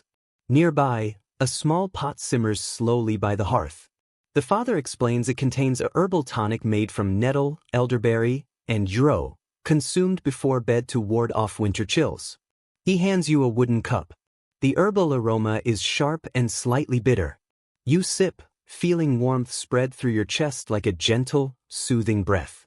A girl across the table mentions that her grandmother insists the tonic keeps frost from settling too deeply into bones.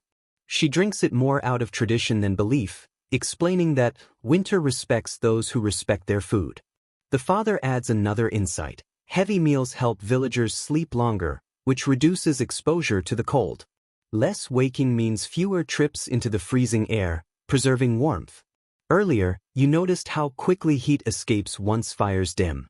A long sleep is not just rest, it is survival. Villagers often share tips about winter diets. Leftover fat is reheated in small pots and added to bread, porridge, or crusts. Dried fruits may be mixed into porridge to add warmth and sweetness. You imagine children huddled under wool blankets, comforted by a simple bowl of warm porridge. The mother mentions a recurring debate. Some argue that heavy meals before bed slow mornings, while others believe the trade-off is worthwhile for survival. No side dominates. It is simply part of the ongoing winter conversation. The meal ends. Bowls are stacked neatly. The children prepare their bedding in the warmest corner, shaking out wool blankets that carry faint herbal scents from washing. The mother covers the thickening stew with a wooden lid, promising to reheat it in the morning, blending tonight's leftovers with fresh water. Nothing is wasted. Every scrap becomes part of a new meal. For a moment, the room is quiet. The fire glows softly, the children curl under blankets, and the parents adjust the hearth tools. Food, you realize, anchors them to the season, fueling bodies, sleep, rituals, and stories. Stepping outside, the cold strikes again, but you feel warmer. Not because the air has changed, but because the memory of heat from the rich stew, herbal tonic, and shared laughter carries with you like invisible embers. Walking through the snow, you feel grounded, nourished, and ready to observe how the medieval world outsmarted winter. A faint, earthy fragrance drifts through the air as you approach another cottage, growing stronger as you near the door. Small bundles of dried herbs hang above the entrance. You step inside, greeted by warm, herb-scented air. Bundles near the hearth, bowls on shelves, and cloth pouches tucked in bedding fill the space with fragrance. A woman stands by the fire, crushing dried leaves in a wooden mortar. She invites you closer. Kneeling, you inhale lavender, chamomile, and rosemary. Each scent carries a subtle personality, blending into a calm, relaxing cloud. She explains that these herbs are more than aromatic. They help warm the body and soothe the mind, promoting restful sleep. Her tone is gentle, as if she knows these scents comfort not just the sick or tired, but anyone facing the harsh winter. Outside, she takes a pinch of crushed chamomile and places it into a small cloth pouch, tying it shut with practiced fingers. She hands it to you, and the warmth of her hands softens the herbs, releasing an aroma reminiscent of cozy evenings and quiet blankets. She explains that people often tuck these pouches into clothing or under pillows to make the night more comfortable. Examining the pouch, you notice faint golden powder clinging to the cloth, and the scent grows stronger as it warms in your palm. She says chamomile relaxes the muscles, lavender calms the mind, and rosemary sharpens the breath on cold nights. The family believes these scents help them fall asleep faster, especially when the fire dies early and the cold seeps in. She leads you to the sleeping area. Thick blankets lie folded at the foot of the bed, and beneath the top layer, small herb sachets are neatly arranged across the bedding. Some are tied with green thread, others with faded red string. She lifts one gently, showing how the herbs crumble slightly, releasing fragrances that drift into the air while people sleep. She notes a detail often mentioned in medieval household accounts. Herbs played a crucial role in managing winter discomfort. They were used not only in cooking or medicine but also in daily routines for warmth and rest. Lavender, she adds, lingers for hours beneath the blankets, its sweetness settling into the straw mattress, becoming part of the family's winter memory. A child wanders over with a small bundle of dried mint leaves and drops them into your hand with a grin. His mother laughs, explaining that mint is their secret for nights when the air feels heavy. Crushed, it releases a sharp scent that awakens the senses, making cold nights feel less oppressive. The boy whispers that he sometimes hides mint under his brother's pillow to prank him. The scent startles the brother awake, who blames imaginary spirits. You laugh at the simple mischief. In a world shaped by cold and necessity, small jokes brighten long nights. You move closer to the hearth. A pot bubbles quietly, releasing a woody, sweet aroma. The woman stirs it with a wooden spoon, explaining that it is an herbal brew for drinking before sleep. She ladles some into a cup for you. The liquid is warm and slightly bitter, with a touch of honey softening its edges. As you drink, warmth spreads through your chest like a slow sunrise. She tells you the brew is made from winter herbs dried in late autumn. Some villages prepare stronger versions for those with chills or lingering coughs. A neighbor once combined thyme, sage, and horseradish into one potent drink that no one could decide if it was medicine or punishment. As the family prepares their bedding, the father returns from the cold carrying a small bundle of dried plants he collected earlier. He shakes off snowflakes and spreads the herbs near the fire to dry. He prefers gathering herbs personally because each plant has its quirks. Some dry faster, some release stronger scents, some crumble easily. He tests them until he knows which herbs will help the family on particular nights. He notes a subtle wisdom passed down through generations. Certain herbs behave differently in deep winter than in autumn or spring. Cold, he believes, strengthens their aroma, sealing the oils until warmed. Whether scientifically true or not, you see why families continue to trust it. The mother invites you to help arrange the bedding. Together, you lift blankets and sprinkle a few dried petals between the layers. They crackle quietly as they settle. The children giggle, pretending the petals are magical flakes warding off nightmares. You smile at the blend of practicality and imagination in this home. Once the bedding is ready, the parents show you one final practice. They carry a small clay bowl filled with smoldering herbs across the room. The herbs release a gentle smoke that drifts like fog, circulating slowly. The father explains that this cleansing ritual keeps sickness away and adds a layer of warmth to the cottage. You are fascinated not because the smoke truly heats the room, but because it transforms the space into something intimate and protected. He shares a scholarly note. Some researchers think these rituals were practical, masking smells or repelling insects, while others believe they also offered emotional comfort during the darkest nights. Written sources vary, so both interpretations could be valid. The little boy with the mint bundle tugs your sleeve and leads you to the window. Frost patterns lace the glass like feathers and vines. He presses his palm to the frost, then pulls it back with a laugh, leaving a small patch of warmth. You mimic him and feel the sting of cold on your skin. You share a quiet laugh, enjoying the simple joy. As night deepens, the family settles in. The parents lie beneath thick blankets. The children climb in beside them. The herb sachets release their perfumes, filling the small room with a calming atmosphere.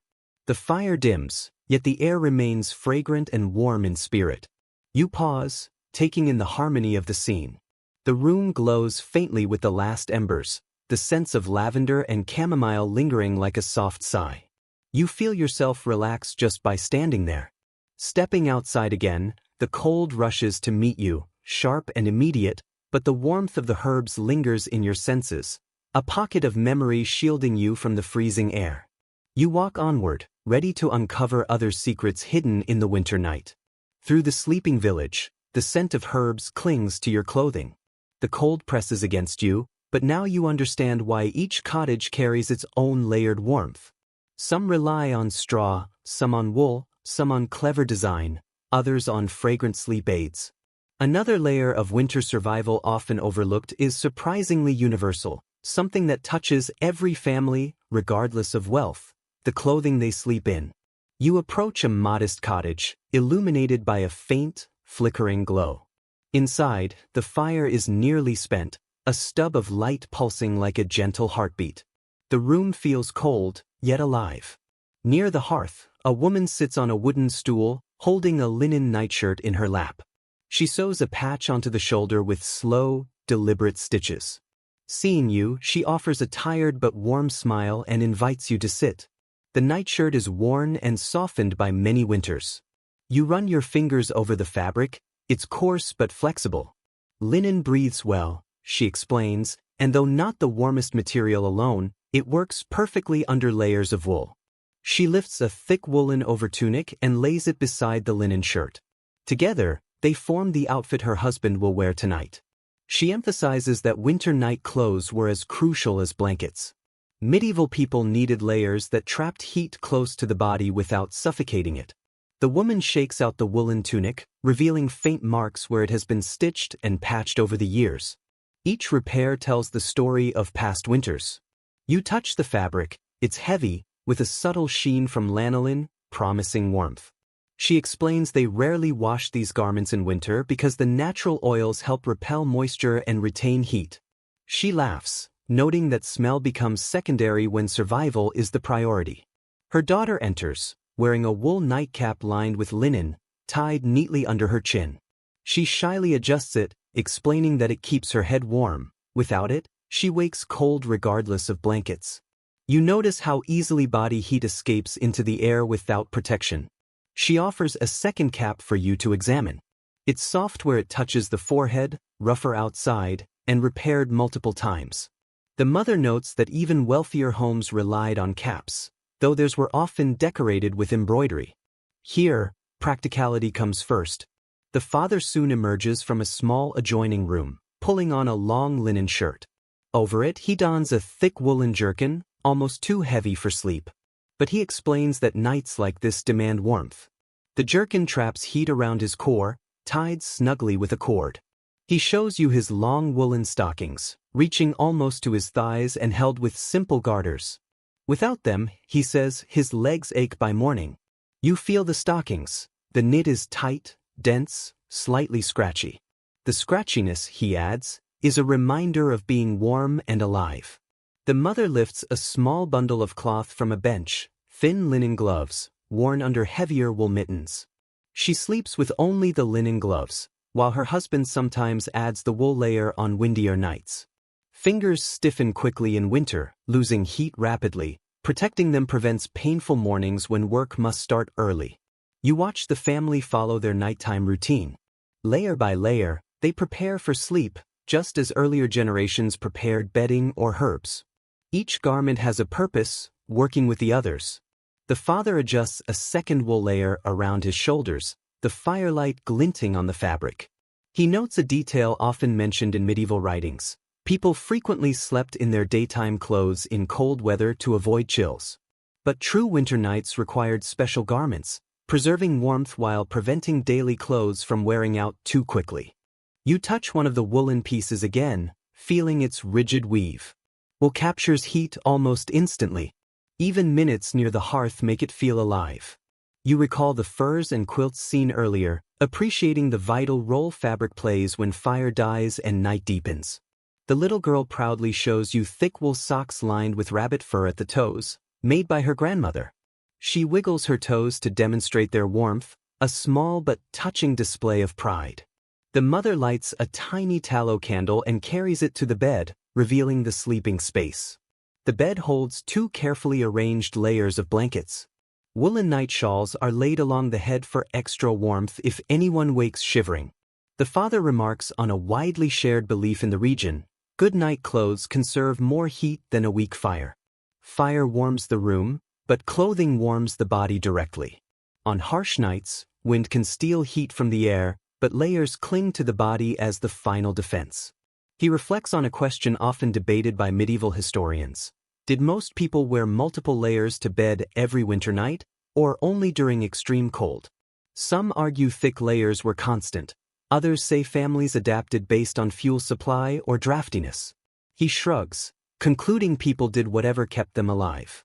Practices likely varied by village and household. As the family prepares to sleep, the mother arranges the garments one last time. She tucks the children into separate woolen layers, covering them with blankets. The daughter snuggles into her cap with a contented sigh. The father slips under the covers carefully, avoiding letting cold air inside, and jokes that his jerkin makes him a walking furnace. The mother laughs quietly and settles beside him, adjusting her own layers. You stand quietly, absorbing the calm of the moment.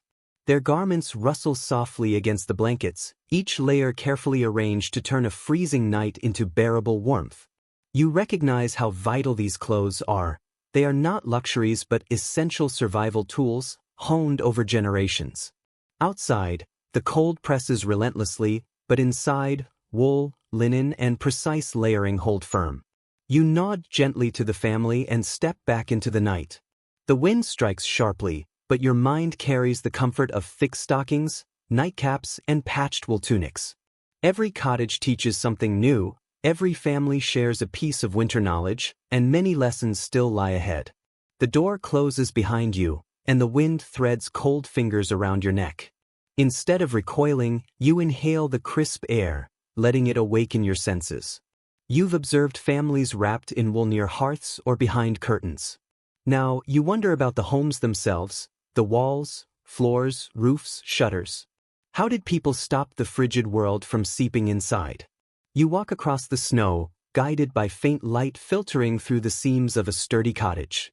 Approaching it, you notice bundles of dried rushes, piles of daub, and small buckets of clay mixed with straw leaning against the walls. Even in deep winter, the cottage is a work in progress. You knock softly and a voice invites you in. Inside, the warmth is steady but gentle, and the air smells of earth, smoke, and wool. A man kneels near the wall, pressing damp daub into a narrow crack between two timber beams with a wooden spatula. His wife stands nearby, handing him handfuls of clay mixture. They work in a practiced rhythm. The man smiles and beckons you closer, explaining that winter is a constant battle against drafts. Even tiny gaps let icy air slip across floors like a warning. To prevent this, families reinforce walls and floors with whatever they can: daub, moss, straw, clay, wool strips, even old rags. Anything that traps heat and blocks wind becomes part of the home. You touch the wall where fresh daub has been applied. It is cold but dense, sealing the seam firmly. The woman notes that lian daub houses shift slightly with the seasons. Summer heat expands the wood, winter contracts it, creating small cracks. She points to a corner patched earlier with clay and chopped straw, darker than the surrounding wall, where wind once whistled through during storms. A child scurries past, carrying moss, and stuffs it into a gap near the floor, patting it proudly. His father laughs and ruffles his hair, saying, "The boy has become an expert at spotting drafts." You crouch to feel the gap. The moss is soft, flexible, and effective at keeping out the cold. Nature becomes an integral part of the home. The woman invites you to examine the floor. Woven rushes cover it, forming a springy mat beneath your feet. They protect from cold ground and trap warmth, though they require frequent replacement as dirt and moisture accumulate. She demonstrates how stalks are flattened into mats, rough to the touch but warmer than bare wood or earth. Rushes were widely used as both insulation and flooring, and sometimes herbs or dried flowers were sprinkled among them to freshen the air.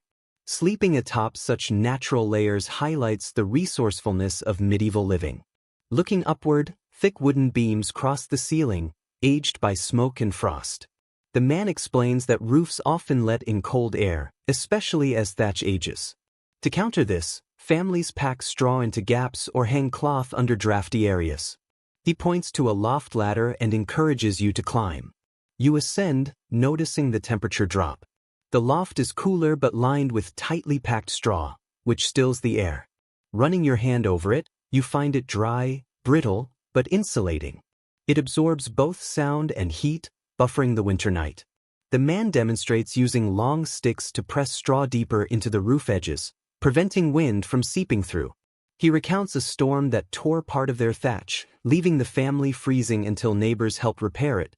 Roof work was always a community effort. Back in the main room, a small shelf catches your eye. Window shutters are reinforced with cloth strips woven through wooden slats. The cloth flutters with the wind. The woman explains that this layering prevents frost from forming excessively indoors, which could melt onto rush mats and worsen the cold. Lifting a cloth layer, she reveals straw tucked into shutter cracks, another small insulation layer. Placing your hand near it, you feel it is colder than the wall but warmer than the outside. Every detail matters on nights like this. The man gestures to the hearth. The fire burns low, but the stones glow with residual warmth. They stack these stones not only for cooking but also to retain heat, functioning as slow, steady radiators. Tapping a stone, it emits soft heat despite the fading fire. A young girl enters with a basket of wool scraps, setting it beside her mother, who begins stuffing the wool into doorframe gaps. You help press the wool in place, forming a tight seal. The girl beams proudly, announcing she helped gather the materials. These are scraps from old clothing that could no longer be mended. The mother nods and shares a small household belief. Some families claim that wool scraps placed in wall cracks last longer if blessed during winter festivities. Whether superstition or tradition, she doesn't mind. She simply enjoys the idea that a touch of joy can linger in the walls through the coldest months. As the family continues their tasks, the father mentions a question often discussed among historians of traditional building techniques. Did most families reinforce their homes each winter, or did only a few do so consistently? Some argue that constant reinforcement was common, while others believe many households lacked the resources or energy for such care. He concludes that it probably depended on weather and household strength. Some winters required far more effort than others. You begin to realize that weatherproofing a medieval home was not a single task but a season-long project. Every day brought new cracks, fresh chills, and patches to mend. Cold finds its way in, and people find ways to keep it out.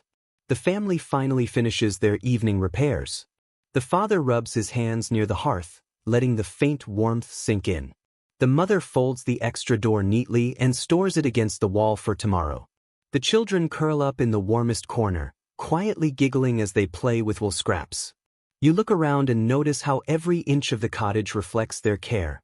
Patched walls, stuffed shutters, carefully placed rushes, and the straw-packed loft. Each element may be small alone, but together they form a formidable defense against the cold. Stepping outside, the cold strikes sharply, as if annoyed you escaped its reach. Yet your mind carries the memory of warm stones, thick daub, and wool-filled gaps. You move forward, eager to learn what other winter practices remain in the sleeping village. The night deepens. Your boots sink into snow while the wind moans past you. The cold tightens its grip with each passing hour, and even your breath seems to freeze midair. A soft glow ahead draws you in. It is not the broad warmth of a hearth or scattered rushlights, but something smaller and deliberate. You follow it to a cottage on a slight slope, smoke curling upward in thin ribbons. Inside, a small iron object sits on a stool near the hearth, a shallow metal pan with a long wooden handle. A woman crouches nearby with tongs, the smell of warm iron drifting toward you. She slides the pan under the blankets on her bed, releasing a faint wave of heat, the oldest remedy for icy bedding, the bed warmer. She lifts the pan, revealing glowing coals flickering like fireflies. She explains, coals are scooped from the hearth, placed inside the pan, and slid beneath the blankets to warm the bed before sleep. It sounds simple, but it requires skill. Too many coals scorch the linen, too few leave the bed cold. Dark marks on the pan show past mistakes, lessons learned, and careful handling now. Her husband enters with another bed warmer, dented from a surprise coal pop. He sets it down, adds fresh embers, and steam rises, radiating warmth like a small sun. The woman notes that such warmers were uncommon in poorer households, as iron was costly. Families without one often heated smooth stones by the fire and placed them at the bed's foot. A nearby basket holds rounded stones darkened from repeated heating. You pick one up, warm, not burning, like a puff of sunlight. She wraps a stone in a scrap of wool to protect the bedding and retain heat, then tucks it at the foot of the bed, patting it gently. A small gesture, but one that adds comfort on nights when the fire fades before morning. As she works, she explains a medieval belief: warmth at the feet helped the whole body relax for sleep, while cold feet disturbed dreams and made nights feel longer. You imagine lying down without warmth at your toes. Your current boots and layers can't fully shield you from the memory of icy floors. The husband demonstrates moving the warmer across the bed, sliding the pan slowly to spread heat. The fabric rises as warmth travels. He warns that some spots may still be too hot and emphasizes the need to keep the pan moving, a precaution often mentioned in household accounts. Linen is durable but vulnerable. His grandmother once burned a hole through a treasured sheet, leaving a perfect round mark that became a family joke. They invite you to sit while they continue. The husband places the pan back on the stool and lifts a wooden frame from under the bed. It supports thick blankets above the pan, letting the bed heat thoroughly without direct contact between metal and fabric. The setup demonstrates practical ingenuity. He notes a recurring question among scholars of old domestic tools. Did most households use warming pans regularly, or were they mainly a luxury for wealthier families? Some believe warming pans were more common than historical records suggest, quietly passed down through generations. Others argue they were rare, mostly in homes with wells supplying water. The husband shrugs. In this region, he explains, families used whatever methods kept them alive. If one household had a tool, neighbors often shared it. You move toward the hearth, drawn by its glow. The fire burns low but steady, flames curling around charred logs. The woman kneels beside you, showing the coal shovel used to transfer embers to the warming pans. Its handle is wrapped in cloth to protect hands from heat.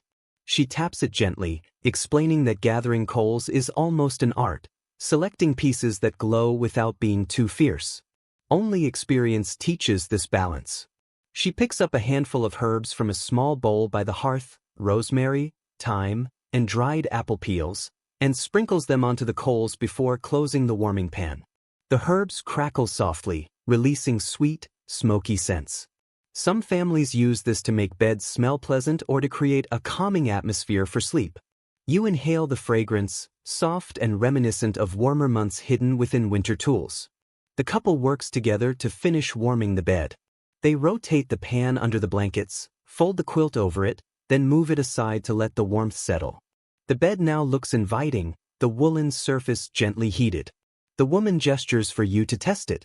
You slide your hand between the blankets. The heat wraps around you like a small pocket of safety against the cold night. For a moment, you imagine pulling the blankets up to your chin, letting the warmth cradle you as winter prowls outside.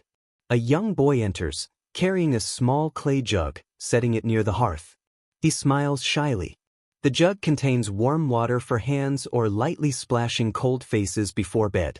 His mother pats his hair, praising his helpfulness.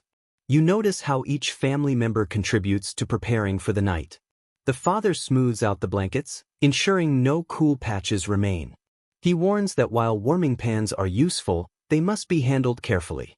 A neighbor once fell asleep before removing a pan, waking to smoke rising from the sheets. Fortunately, the fire did not spread, but the lesson is remembered in every home. The woman echoes this caution. The pan should never stay in one spot too long.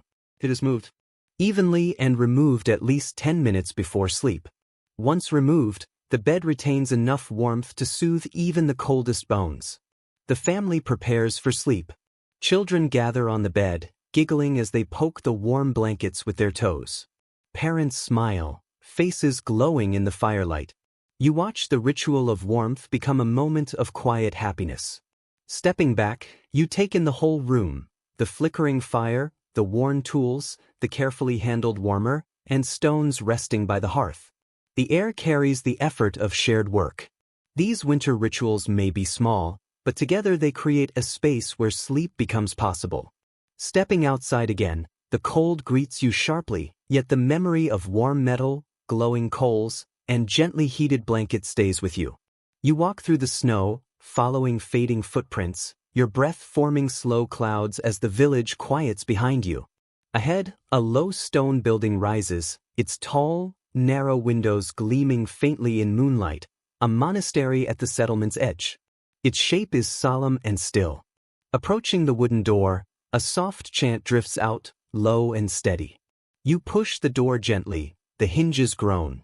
Inside, a hall lit by a few flickering candles stretches before you.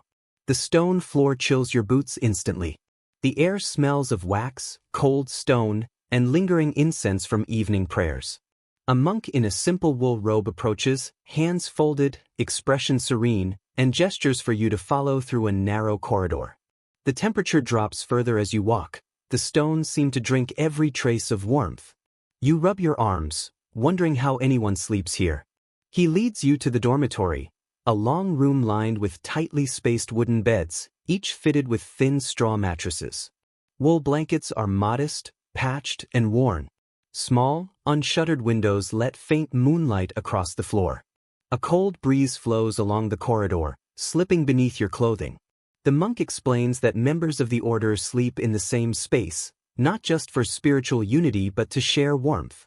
Beds are close enough for body heat to help, yet space to maintain discipline, a practical and devotional balance. Kneeling beside a bed, you feel the straw mattress crinkle.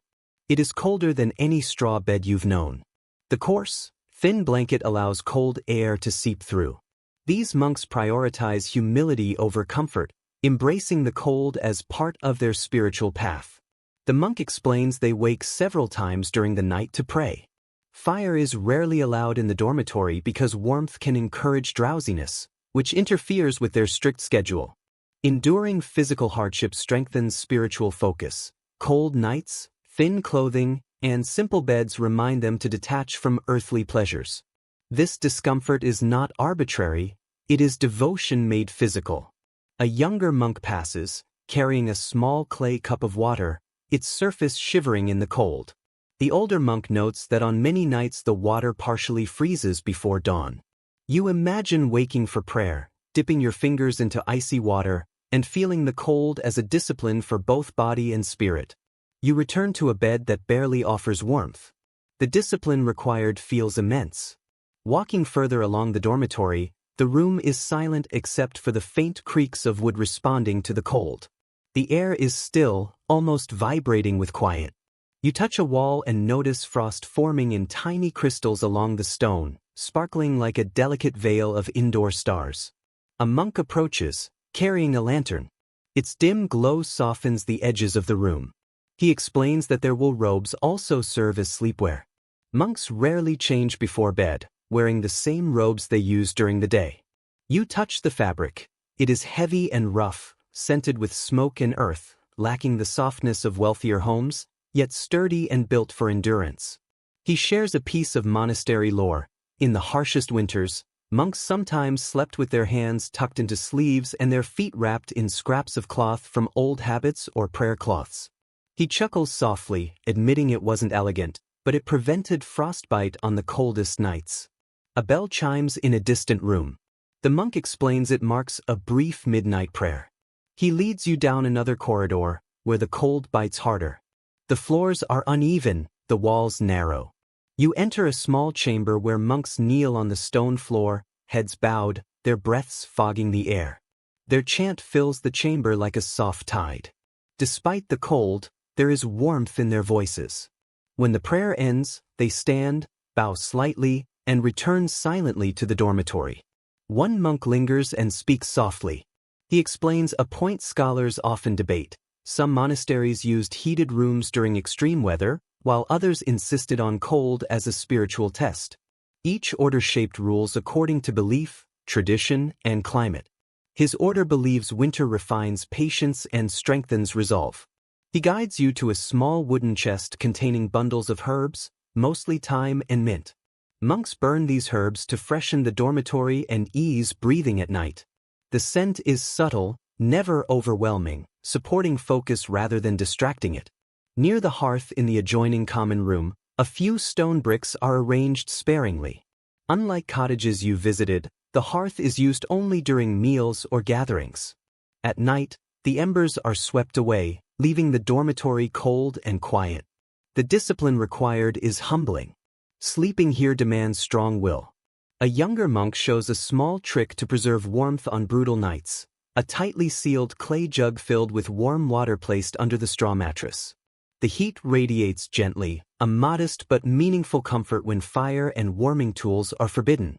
He laughs, recalling how novices often try to sneak warmer clothing into bed, only to be gently corrected.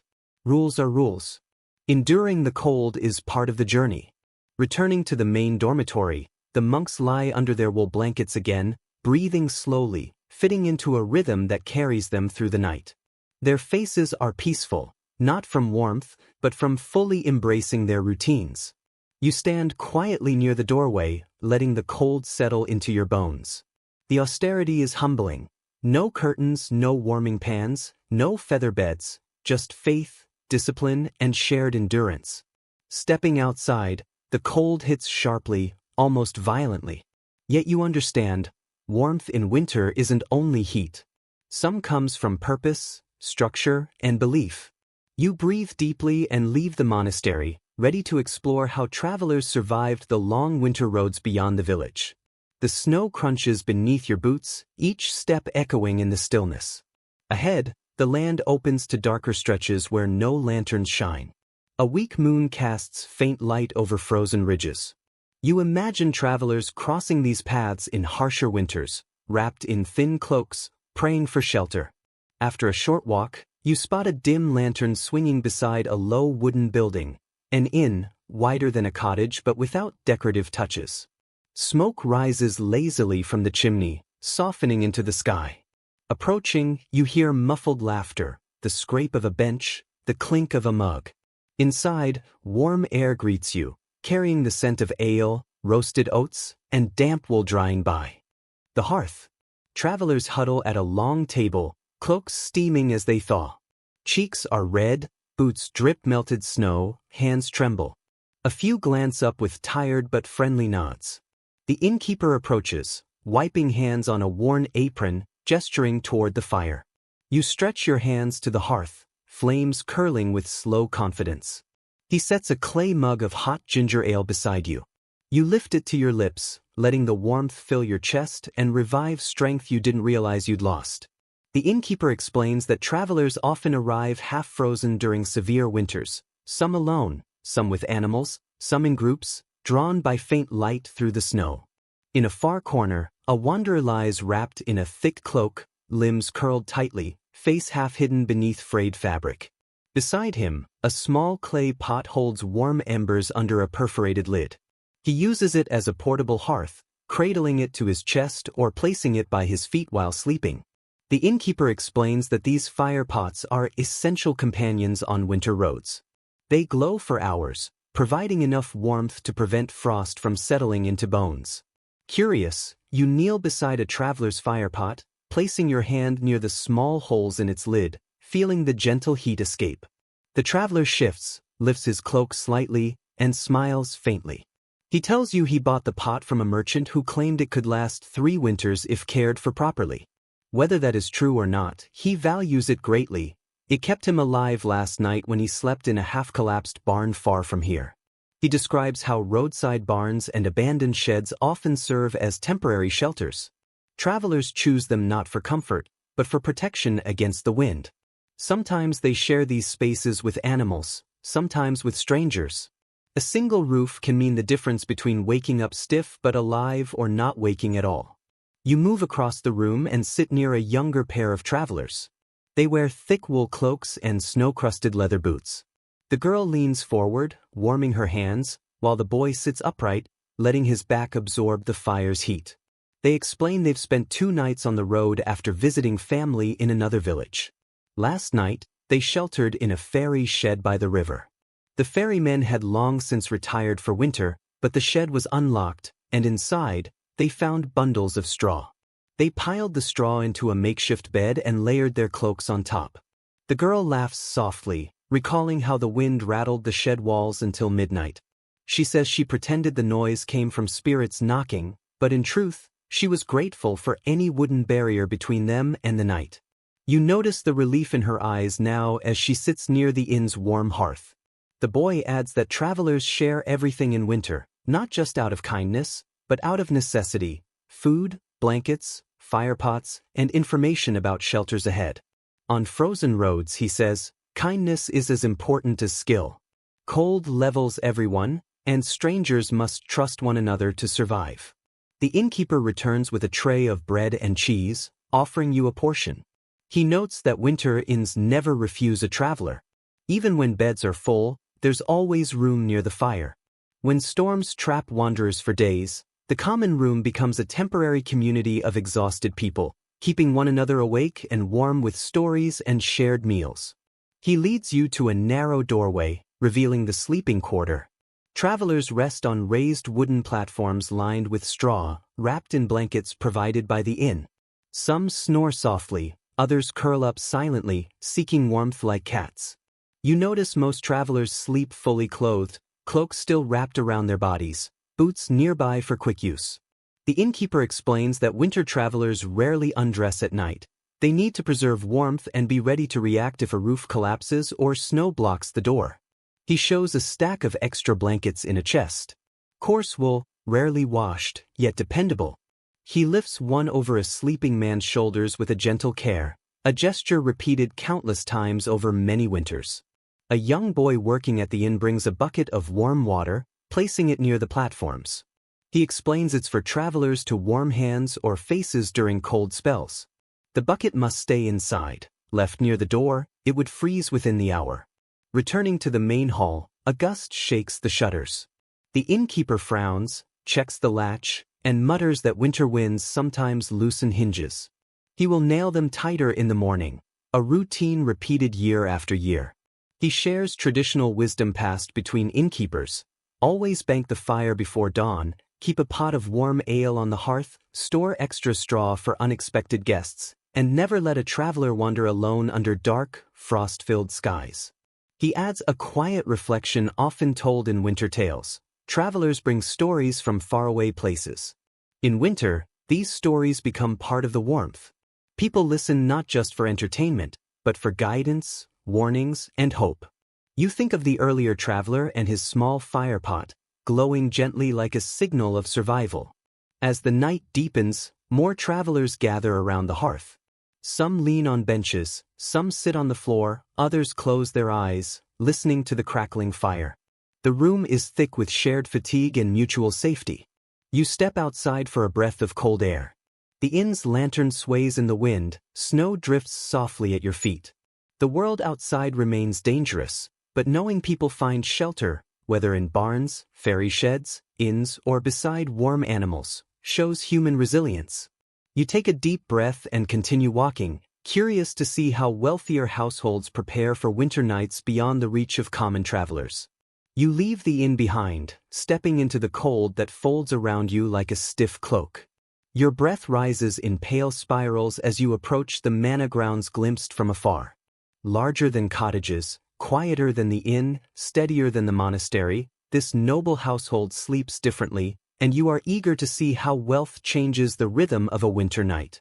Crossing a small wooden bridge that creaks beneath your steps, a torch burns near the manor gate, flames persistent despite the wind. The building feels solemn and dignified, its stone walls thick and unmoving in the moonlight. A servant wrapped in a fur-lined cloak greets you and ushers you inside. Warmth greets you, not overwhelming, but gentle and evenly distributed through careful design. The walls are lined with thick tapestries, dense enough to hide a hand in their weave. One shows a frozen hunting scene, another, a queen resting beside a tree with intricate embroidery. These tapestries serve more than decoration. They trap warmth, soften drafts, and make rooms otherwise as cold as stone more comfortable. A steward appears, holding an ivory candle holder, gesturing for you to follow him through a narrow corridor. Carpets cover the floor, softening each step and carrying warmth throughout the building. They are tightly woven carpets of deep red and dark green wool. Each step sinks lightly into their softness. The steward explains that, although costly, carpets help block the wind that sneaks through floorboards in older manor houses, especially during harsh winters. He notes that noble families value them not only for their beauty but also as practical shields against icy drafts. He leads you into a private chamber, dimly lit by a single candle chandelier dripping wax onto brass plates. A noblewoman sits by the hearth, brushing her long hair, while a maid folds thick blankets at the foot of the bed. The room exudes layered luxury, soft furs draped over chairs, embroidered cushions stacked by the window, and a polished chest filled with linens. The noblewoman greets you with a gentle nod, sets her brush aside, and gestures to the bed, inviting you to examine it. The bed is enormous, as tall as your chest, with carved posts rising like pillars. Heavy curtains surround it, currently drawn back. She explains that these curtains, made of wool lined with fine linen, trap warmth so well that the air inside feels like a separate climate. She lifts a corner for you to touch. The fabric is dense, smooth, and worn soft by her hands over countless years. She recounts how, when winter winds howl outside, she and her husband pull the curtains tight, leaving only a narrow gap for air. The warmth inside the curtained bed protects them from the harsh night. A fur coverlet spreads across the mattress, glowing faintly in the firelight. The noblewoman tells you it came from foxes her grandfather hunted long ago. The pelt retains heat remarkably, warming quickly even on bitter nights. She drapes one edge across your arm. The softness surprises you, alive with comfort despite its age. The maid finishes folding woolen blankets and places them in a carved wooden chest filled with layers of linen, silk, and quilts embroidered with summer scenes. The noblewoman laughs softly, saying the sunny imagery lifts her spirits during cold nights. You imagine sleeping beneath a quilt stitched with sunshine, a psychological shield as much as a physical one. A man enters in a dark fur-trimmed robe, carrying a brass vessel shaped like a small jug.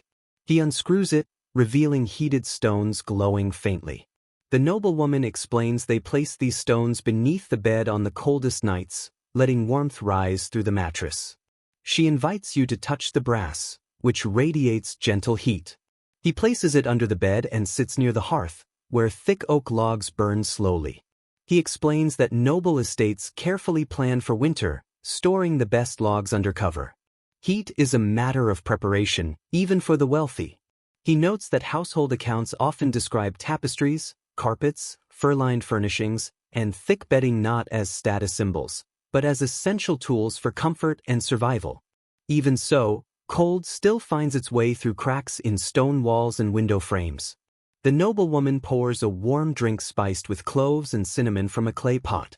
She offers you some. The warmth spreads through your chest like a glowing ember. She explains that spices help relax the body before sleep. Her husband remarks that scholars debate how warm noble houses truly were. Some say even large chambers stayed cold, while others argue that fuel, bedding, and heavy fabrics created genuine warmth. He shrugs, acknowledging that even luxury can't fully block winter winds, leaving one to curl deeper under the blankets. A servant returns with a warming cloth soaked in herbal water, placing it across the nobleman's feet. Steam carries the scent of rosemary and juniper. The noblewoman explains that warming the feet helps the whole body relax, a belief shared by villagers as well. As night deepens, the couple prepares for sleep. The maid draws the bed curtains halfway closed, softening the interior into shadows. The noblewoman climbs the tall mattress gracefully, her husband follows. They pull the fur coverlet to their shoulders, and the curtains fall the rest of the way, enclosing them in warmth and privacy. You step back, feeling the last heat from the fireplace brush your cheeks. The steward escorts you to the door with a respectful nod. Outside, the cold rushes around you. Yet you carry with you the memory of tapestries glowing in firelight, heated stones beneath the bed, and thick curtains forming a sanctuary. You continue your journey, curious to see how children face the same winter chill that challenges adults. Walking away from the manor, the warm glow fades behind you. Snow crunches beneath your boots in a slow rhythm as you follow a narrow path past a frozen well and a line of bare trees, their branches ink-like against the moonlit sky. You reflect on the adults you observe tonight, each facing winter with rituals, tools, and resilience. But you have yet to see the cold through younger eyes. For children, winter feels larger, heavier, and often more magical than it does for grown hearts. At the edge of the village, a faint lantern sways outside a small cottage. Its golden light flickers gently in the wind, welcoming, soft, and alive. You step closer and knock softly. After a moment, the door opens, releasing a puff of warm air mixed with wool, porridge, and the faint sweetness of dried apples. A mother stands there, holding a bundle of cloth, and smiles tiredly as she invites you in. Inside, 3 children are preparing for bed in their own ways. A girl kneels near the hearth, rubbing her hands above the fading embers. A younger boy sits on a stool, struggling to pull wool socks onto his small feet.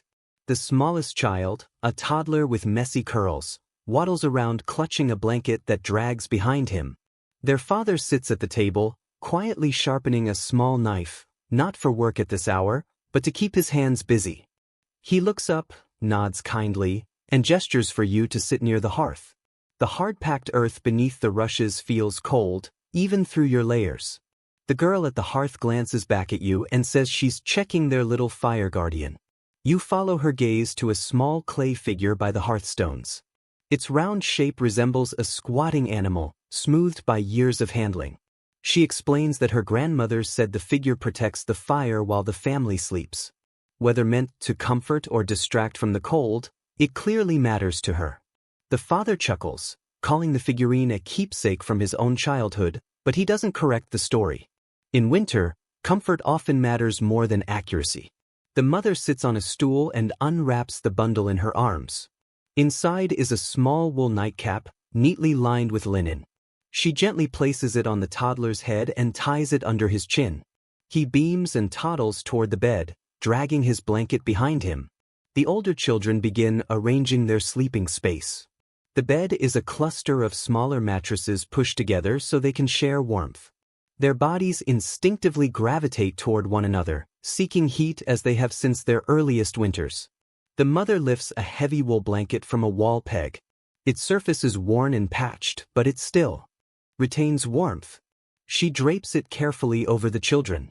Beneath, layers of straw create a soft, springy base that crinkles as the children settle. The eldest child pulls a small, flat stone from under her pillow. It glows faintly with the warmth her father gave it by the fire earlier, wrapped in cloth.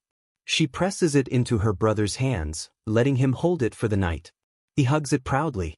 The father watches with a soft smile, explaining that warm stones have always been a quiet bedtime gift among siblings, sometimes awarded for chores, sometimes given out of generosity or need. You ask how they manage winter nights.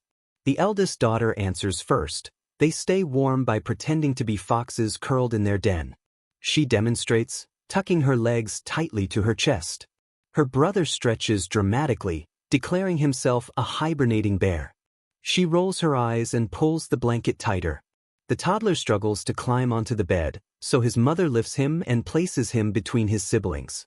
He giggles as he nestles into the warm center. The mother explains that smaller children lose heat faster and need to sleep closest to the warmest bodies. Her voice carries the calm certainty of someone who has lived many winters. The father rises and shows a small stack of cloth squares tied with twine. He unties one to reveal a layer of dried herbs, mostly mint and lavender, sewn inside. These sachets, prepared during autumn, are placed near the children's heads to comfort and relax them. The mother adds that in severe cold, they burn a tiny pinch of chamomile, letting the smoke swirl briefly before opening a window shutter to clear the air. Too much smoke is harmful, she says, but just a whisper calms anxious hearts. The father drapes another blanket across the children, tucking the edges but leaving one corner loose in case they overheat. He adjusts the toddler's cap to cover his ears. The daughter asks for a bedtime story. Kneeling beside the bed, the father tells a simple tale of a family of mice surviving a winter storm by huddling under a fallen leaf. The children listen, their faces relaxed, breaths slowing with each word. The mother lights a small lantern near the hearth, providing a soft glow through the night. Children fear total darkness more than cold, she says, so she leaves a faint light burning until only the embers remain. The father finishes the story and tucks the blanket one last time. The children lie still, drifting into sleep.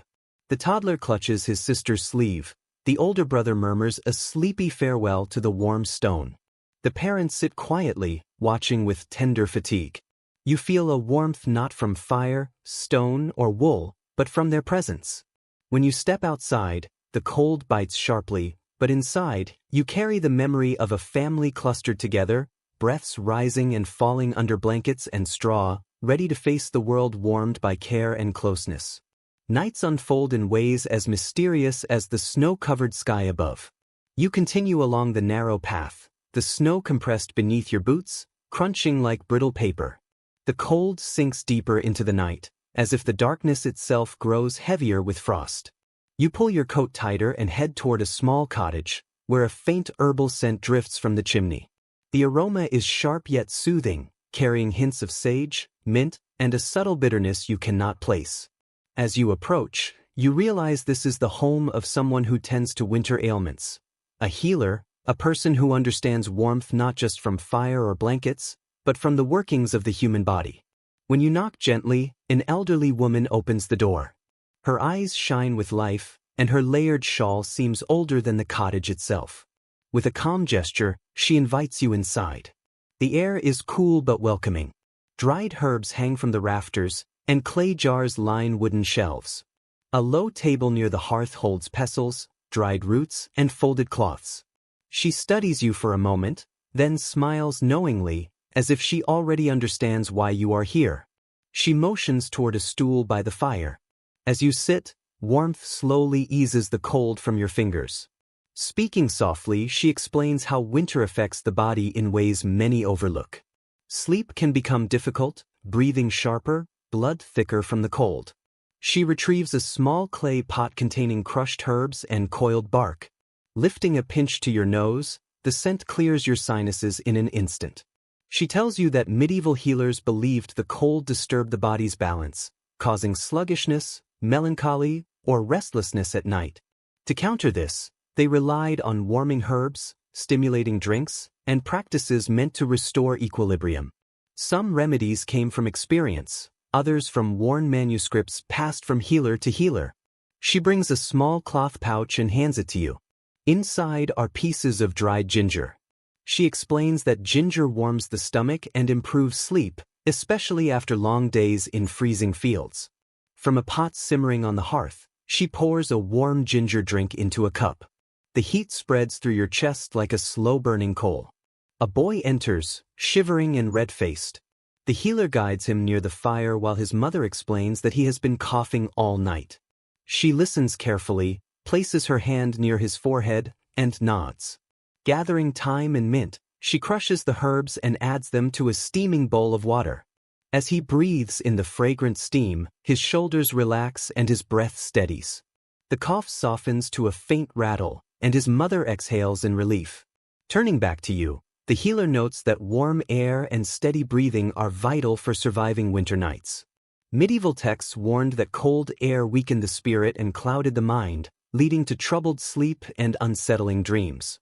Warming herbs and thick drinks served not only physical but also spiritual needs. She retrieves a fragile book of thin parchment, filled with faint ink drawings, stars, plants, and diagrams of the body. She explains that healers across regions had differing theories on warmth.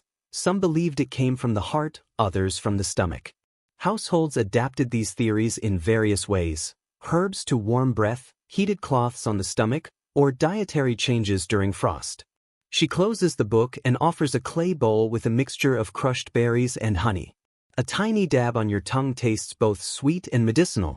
This blend, she explains, calms the mind during winter insomnia.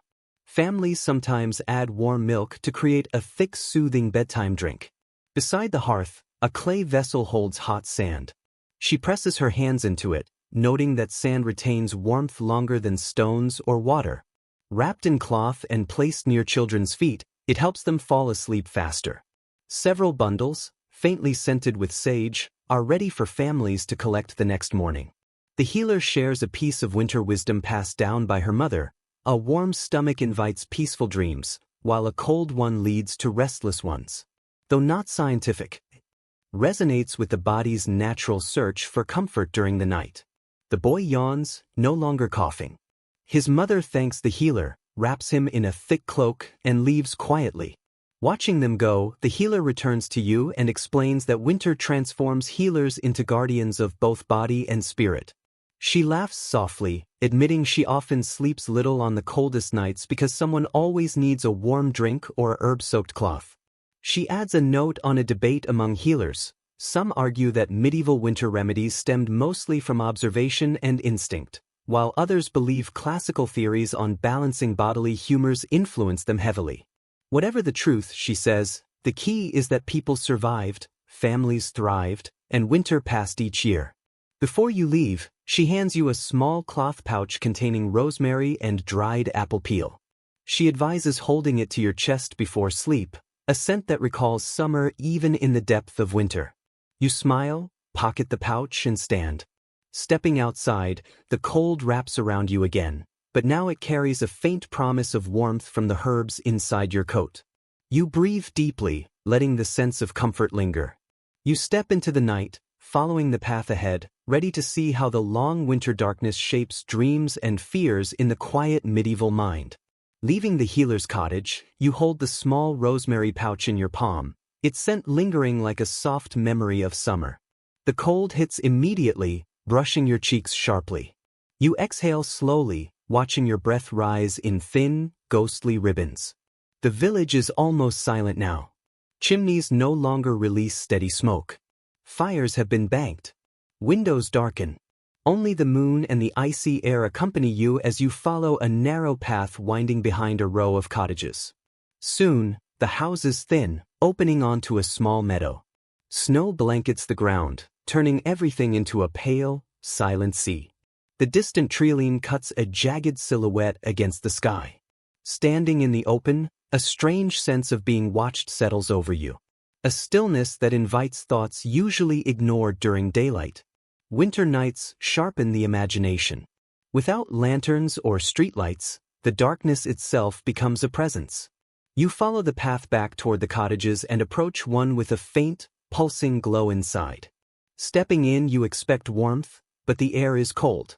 The fire has died completely, leaving only a weak ember glowing beneath the ash. A family sleeps under thick blankets, their breaths rising in small clouds. But one person is awake. A teenage girl sits near the bed, wrapped in a shawl, staring at the shuttered window with wide, unblinking eyes. She almost startles when you enter but relaxes and gestures for you to join her. She whispers that she cannot sleep, not from the cold, but because winter nights bring strange dreams.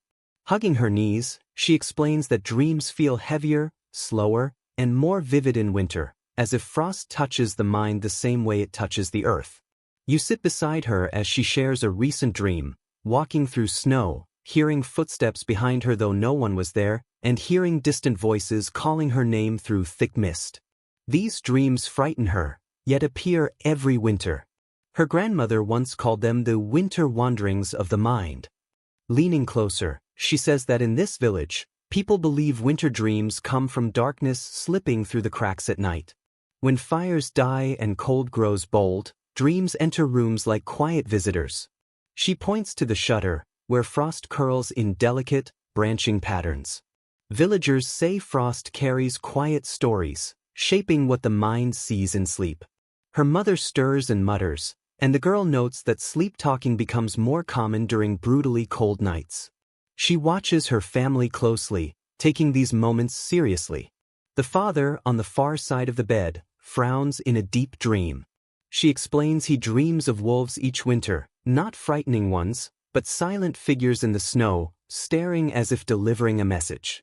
He only dreams of wolves when frost covers the fields. Turning back to you, she shares an idea passed through generations. Long winter nights were thought to open a thin space between waking and dreaming, a permeable realm for memories, fears, and hopes to drift freely.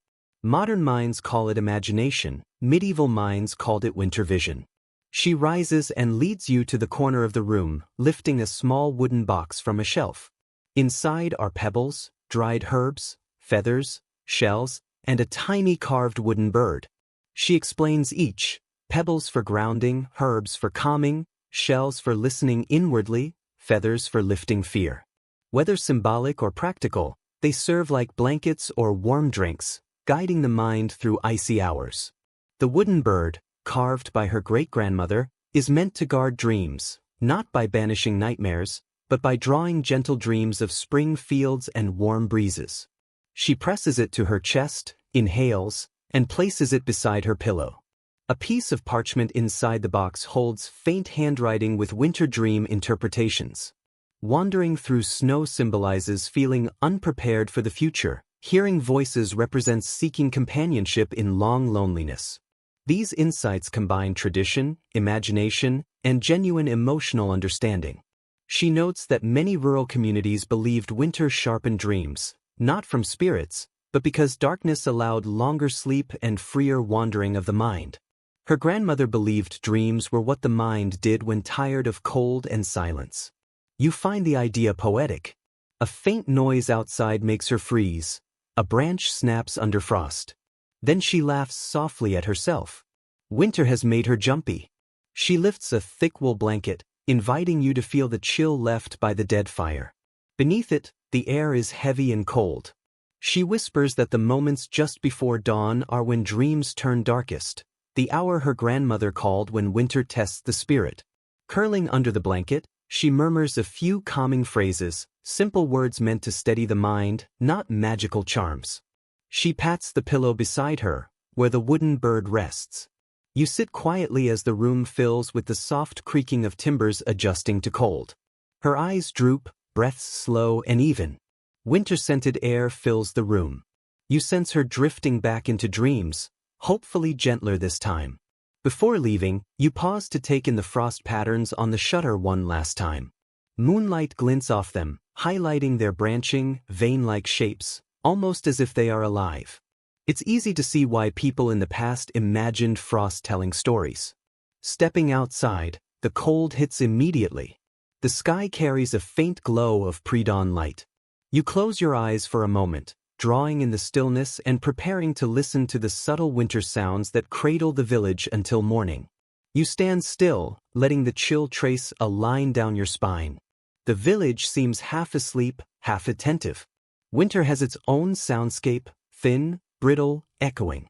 You take a slow breath and walk along the narrow lane again, guided not by warmth or light, but by the subtle noises that drift through the frozen air when the world is quiet enough to hear. Approaching the next cottage, you pause. The night is no longer silent. You hear creaks, groans, crackles, sounds like something slowly tearing. Near a wooden fence, the noises sharpen.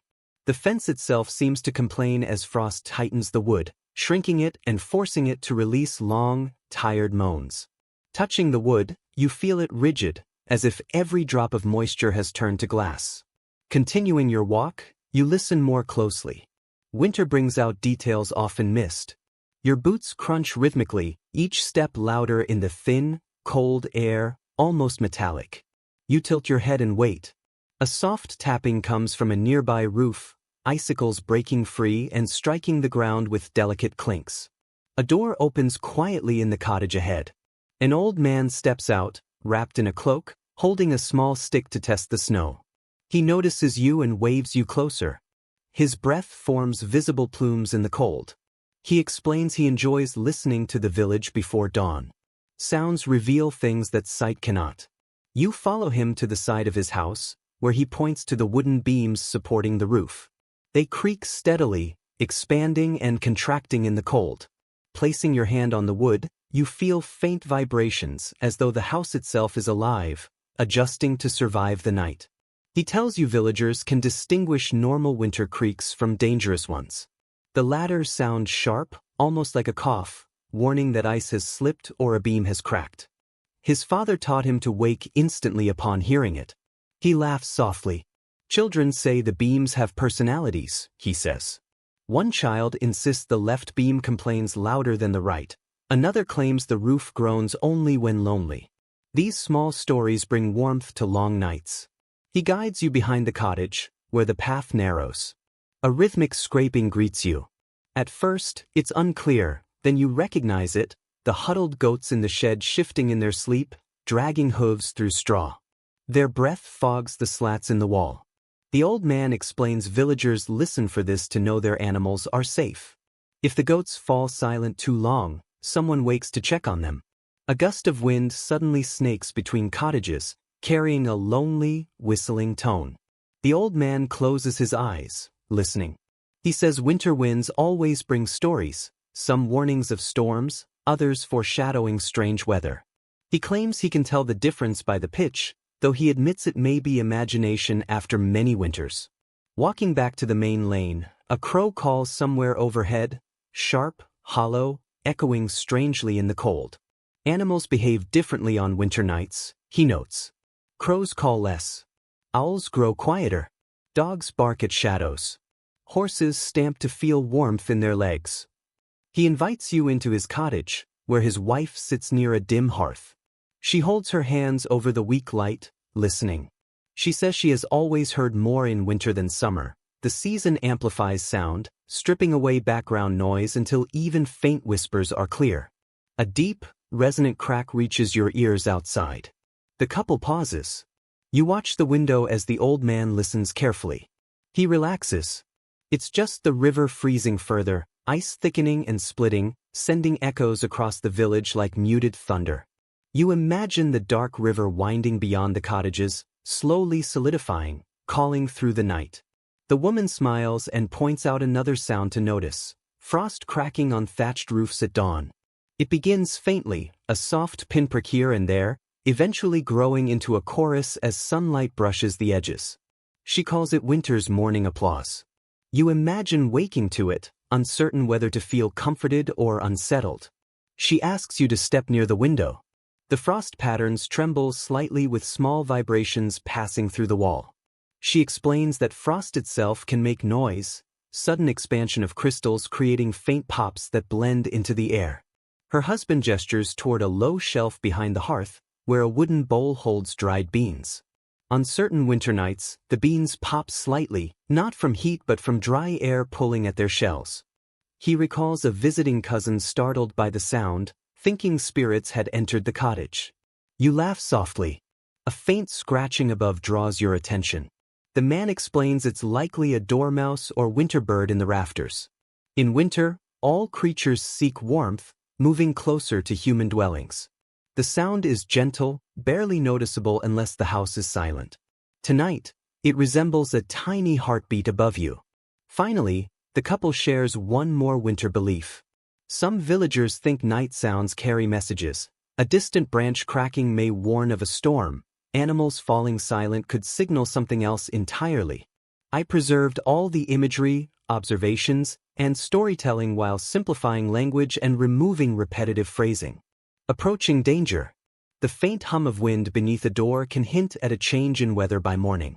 These beliefs blend practical observation with imagination, allowing people to feel connected to the night rather than afraid of it. As the first pale light of dawn brushes the frost-covered shutters, you step outside. The air has grown colder still, as if the morning draws the last warmth from the world before returning it. A thin crackling rises from roofs all around. The woman was right. The frost is awakening with the sun, breaking gently like tiny shards of glass. You close your eyes and listen. Wind, frost, wood, animals, ice-covered water, the breathing of sleeping households, winter nights speak, and now you understand their language a little better. You exhale slowly, letting the sounds fade, and begin walking again, sensing that the next cottage will reveal what happens when the night grows too cold. Even after all the rituals and precautions you've seen, you leave the old couple's home behind and step into the thinning night. Dawn approaches, yet the cold deepens as if winter intends to make a final point. Your breath turns to heavy mist. The sky lightens slightly, but the air sharpens. You follow a narrow lane between two cottages, descending toward the village's lowest point. Here, the cold is cruel. Frost clings to the ground in thick layers, and even your footsteps echo more sharply, as if the frozen earth itself has grown brittle. Ahead, a cottage shows no smoke from its chimney. Its shutters are tightly closed, and frost coats the door frame. Something inside feels still. You lift the latch gently and slip inside. Darkness dominates, except for faint gray light creeping under the door. The air is icy, so cold that each breath condenses and drifts to the floor. The hearth fire has died completely, no embers glow beneath the ashes. The family inside lies awake, bundled in blankets so thick they resemble mounds of fabric more than people. Only their faces peek out, red-nosed and trembling. The mother whispers a greeting, her voice weakened by cold. She explains that last night's windstorm extinguished their fire before they could maintain it. Smoke blew back through the chimney, forcing the flames to die. They planned to relight it at dawn, but the cold overwhelmed them. Each word escapes as a cloud. Her husband lifts his head, teeth chattering as he attempts a smile. He says that when fire fails, families rely on whatever else they have. They gathered every blanket they owned, covered the shutters with spare wool, stuffed straw into gaps near the door, and kept their children pressed close through the night. You kneel beside the bundled family.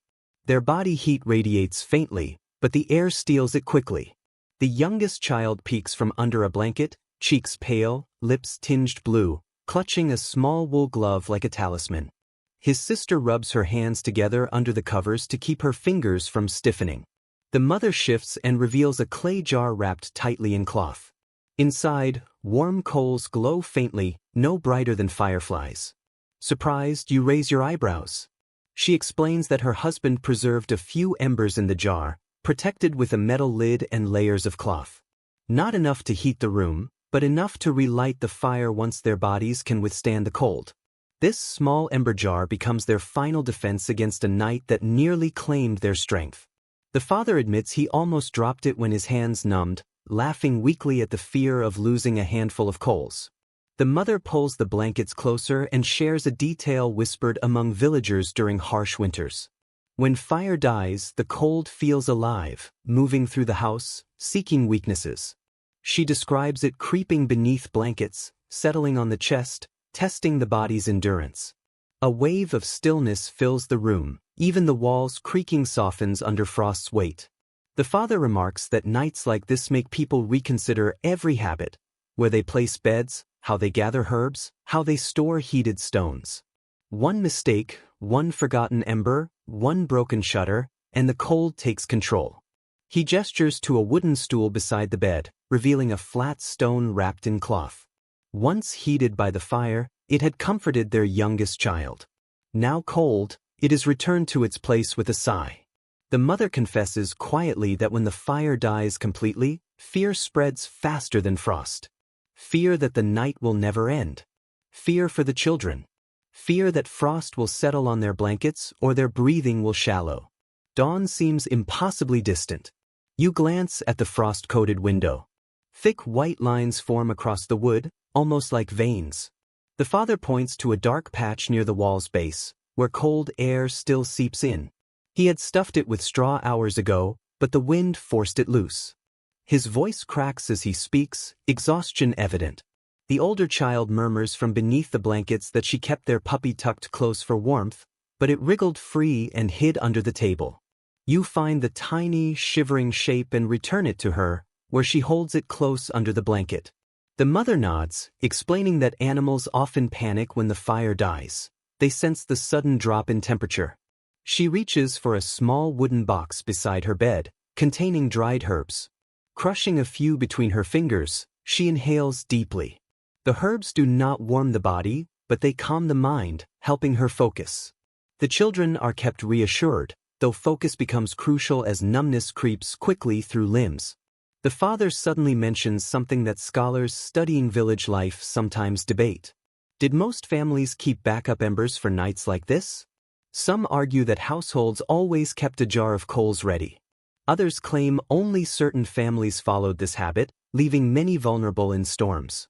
He shrugs, admitting that all he knows is that his father taught him to save coals after losing too many early winter fires. You help him move the ember jar closer to the hearth. The family watches with hopeful eyes. The mother hands you a bundle of dried twigs. The father gestures weakly for you to try relighting the fire. Leaning toward the hearth, you carefully open the ember jar and place a single glowing coal into the center of a small nest of kindling. You blow gently. The ember flares slightly, sparks appear, and the twigs begin to glow at their tips.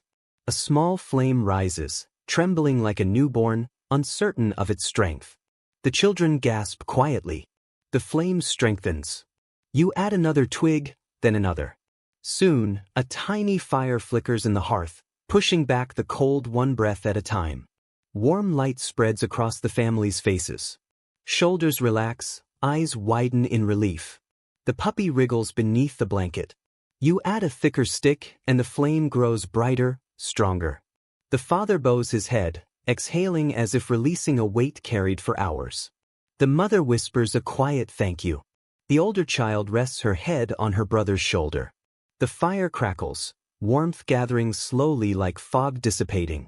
You stay until the room feels lighter, until frost on the shutters begins to melt into tiny droplets. Then you stand, nod to the family, and step outside into the dawn. The cold has softened. Warmth follows you, not from the fire, but from the memory of a flame reborn in the darkest hour. You walk toward the rising sun, ready to witness morning in a world that has survived the coldest night. Stepping away from the cottage where the fire was rekindled, the first pale hints of dawn stretch across the horizon like thin strokes of faded gold. The sky no longer feels like iron.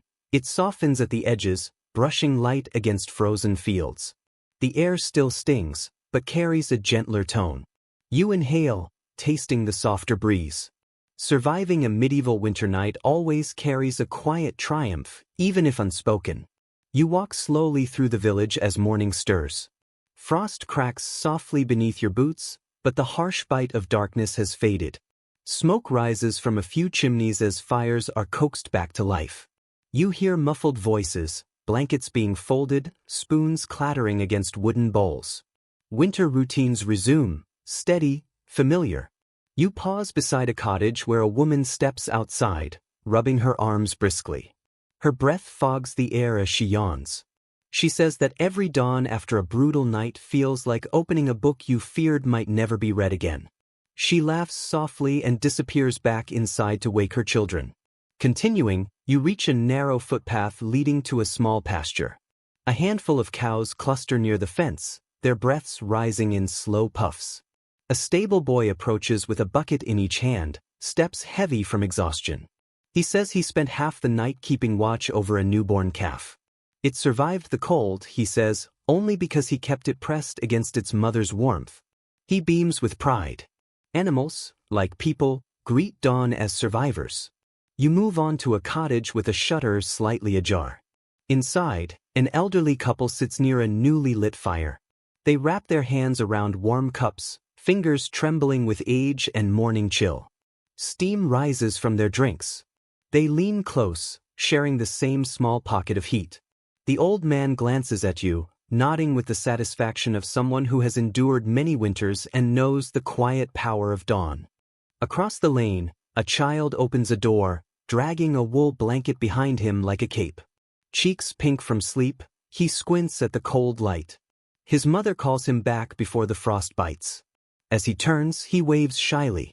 His tiny gesture carries the simple joy of waking warm and safe to another day. You walk farther and notice villagers emerging in ones and twos, moving slowly. They pause in doorways, breathing in the morning. Some stretch stiff arms, some rub shoulders, some lean on the frame, grateful the night is behind them. Bodies tired, eyes still shadowed from cold dreams, but the weak sun touches each face with the promise of warmth. A blacksmith trudges past, wrapped in wool and leather. He says he lights his fire early on winter mornings so neighbors can warm their hands if their fires fail. He gestures toward the forge, explaining that in deep winter, the shared heat from his work is as important as the tools he makes. Quiet pride shines through his words. You continue to the village edge, where the land slopes gently. Frosted fields stretch before you. The rising sun glints across the frozen surface, turning everything silver. The view is breathtaking in its stillness, a world sculpted overnight by cold, now slowly waking. In the distance, a monk walks along the road, wrapped tightly in his robe. His sandals crunch the frost as he heads to the monastery after morning prayer. Calm and serene despite the cold, his stillness recalls the dormitory you visited and the discipline that shaped his night. Even in hardship, he moves with quiet purpose. Heading back toward the village center, you see travelers preparing horses outside the inn. They stamp their feet, clap hands, laugh weakly as they adjust cloaks. One man lifts a small clay fire pot from the snow. It still holds warmth. He grins, saying it kept him alive last night. The others nod knowingly, then mount horses, ready to continue. In the lane, a farmer clears snow from his doorstep. He pauses to greet you. He says the hardest part of winter mornings is convincing his body to move after lying stiff beneath the blankets. He chuckles, flexing his fingers. Movement aches at first, he notes, yet it awakens the body and stirs life back into stiff limbs. His smile is faint but peaceful. Frost begins to dissolve on the shutters, tiny droplets forming glistening trails. The soft sound of dripping water adds a gentle rhythm to the morning, like the world itself exhaling. You pass a cottage where the fire inside crackles steadily. A woman stirs a pan of porridge with care while her children sit cross-legged on the floor, rubbing their arms to shake off the last traces of chill. The scent of warm oats drifts through the open doorway. You hear her humming softly, a steady, comforting tune. As you continue walking, you notice your own body adjusting. The cold still nips at your skin, but the fear of the night's harshest hours has passed. With the sun beginning its slow ascent, the world feels safer. Reaching the final rise overlooking the village, smoke rises from every chimney, tiny banners of triumph over the night. You pause at the crest, watching the village awaken. Frost glitters on rooftops, light spills from windows, and for a moment, you imagine how countless winter mornings in medieval England unfolded in this same quiet rhythm. Dawn arriving gently, fires reigniting, families waking with relief. You close your eyes, letting the cold breeze brush past one last time. Drawing a deep breath, you prepare to leave the night behind. Standing at the edge of the village, the morning light stretches slowly across frozen fields. The cold lingers but feels softer, dulled by the calm assurance of daylight. You inhale deeply, steadying your breath, and feel the tension from the long winter night begin to release. Gradually, the quiet of morning settles into your chest, warm as ash in a hearth. You picture the village. Each cottage now holds a small flame flickering in its hearth, families sharing warm breakfasts, children stretching drowsy limbs, travelers packing with calmer hearts. Animals huddle in sheltered corners, steam rising from their breaths. All unfolds slowly, quietly, as though the world itself awakens on tiptoe. Let your own thoughts soften with the morning. Allow them to drift like thin threads of smoke into the pale sky. Feel your shoulders release, your jaw relax, the chill leave your hands. Imagine drawing a comforting blanket close as the last embers of night settle into a gentle glow. Winter always tests human endurance, yet dawn always returns. Let that rhythm soothe you. Cold, then warmth, darkness, then light, struggle, then rest. You survived the night's deepest hours. Now only calm remains. Let your breath slow, your thoughts quiet, and your body ease as if sinking into a warm bed after a long journey. Sleep gently. The night is over. Morning holds you in its soft, steady hands.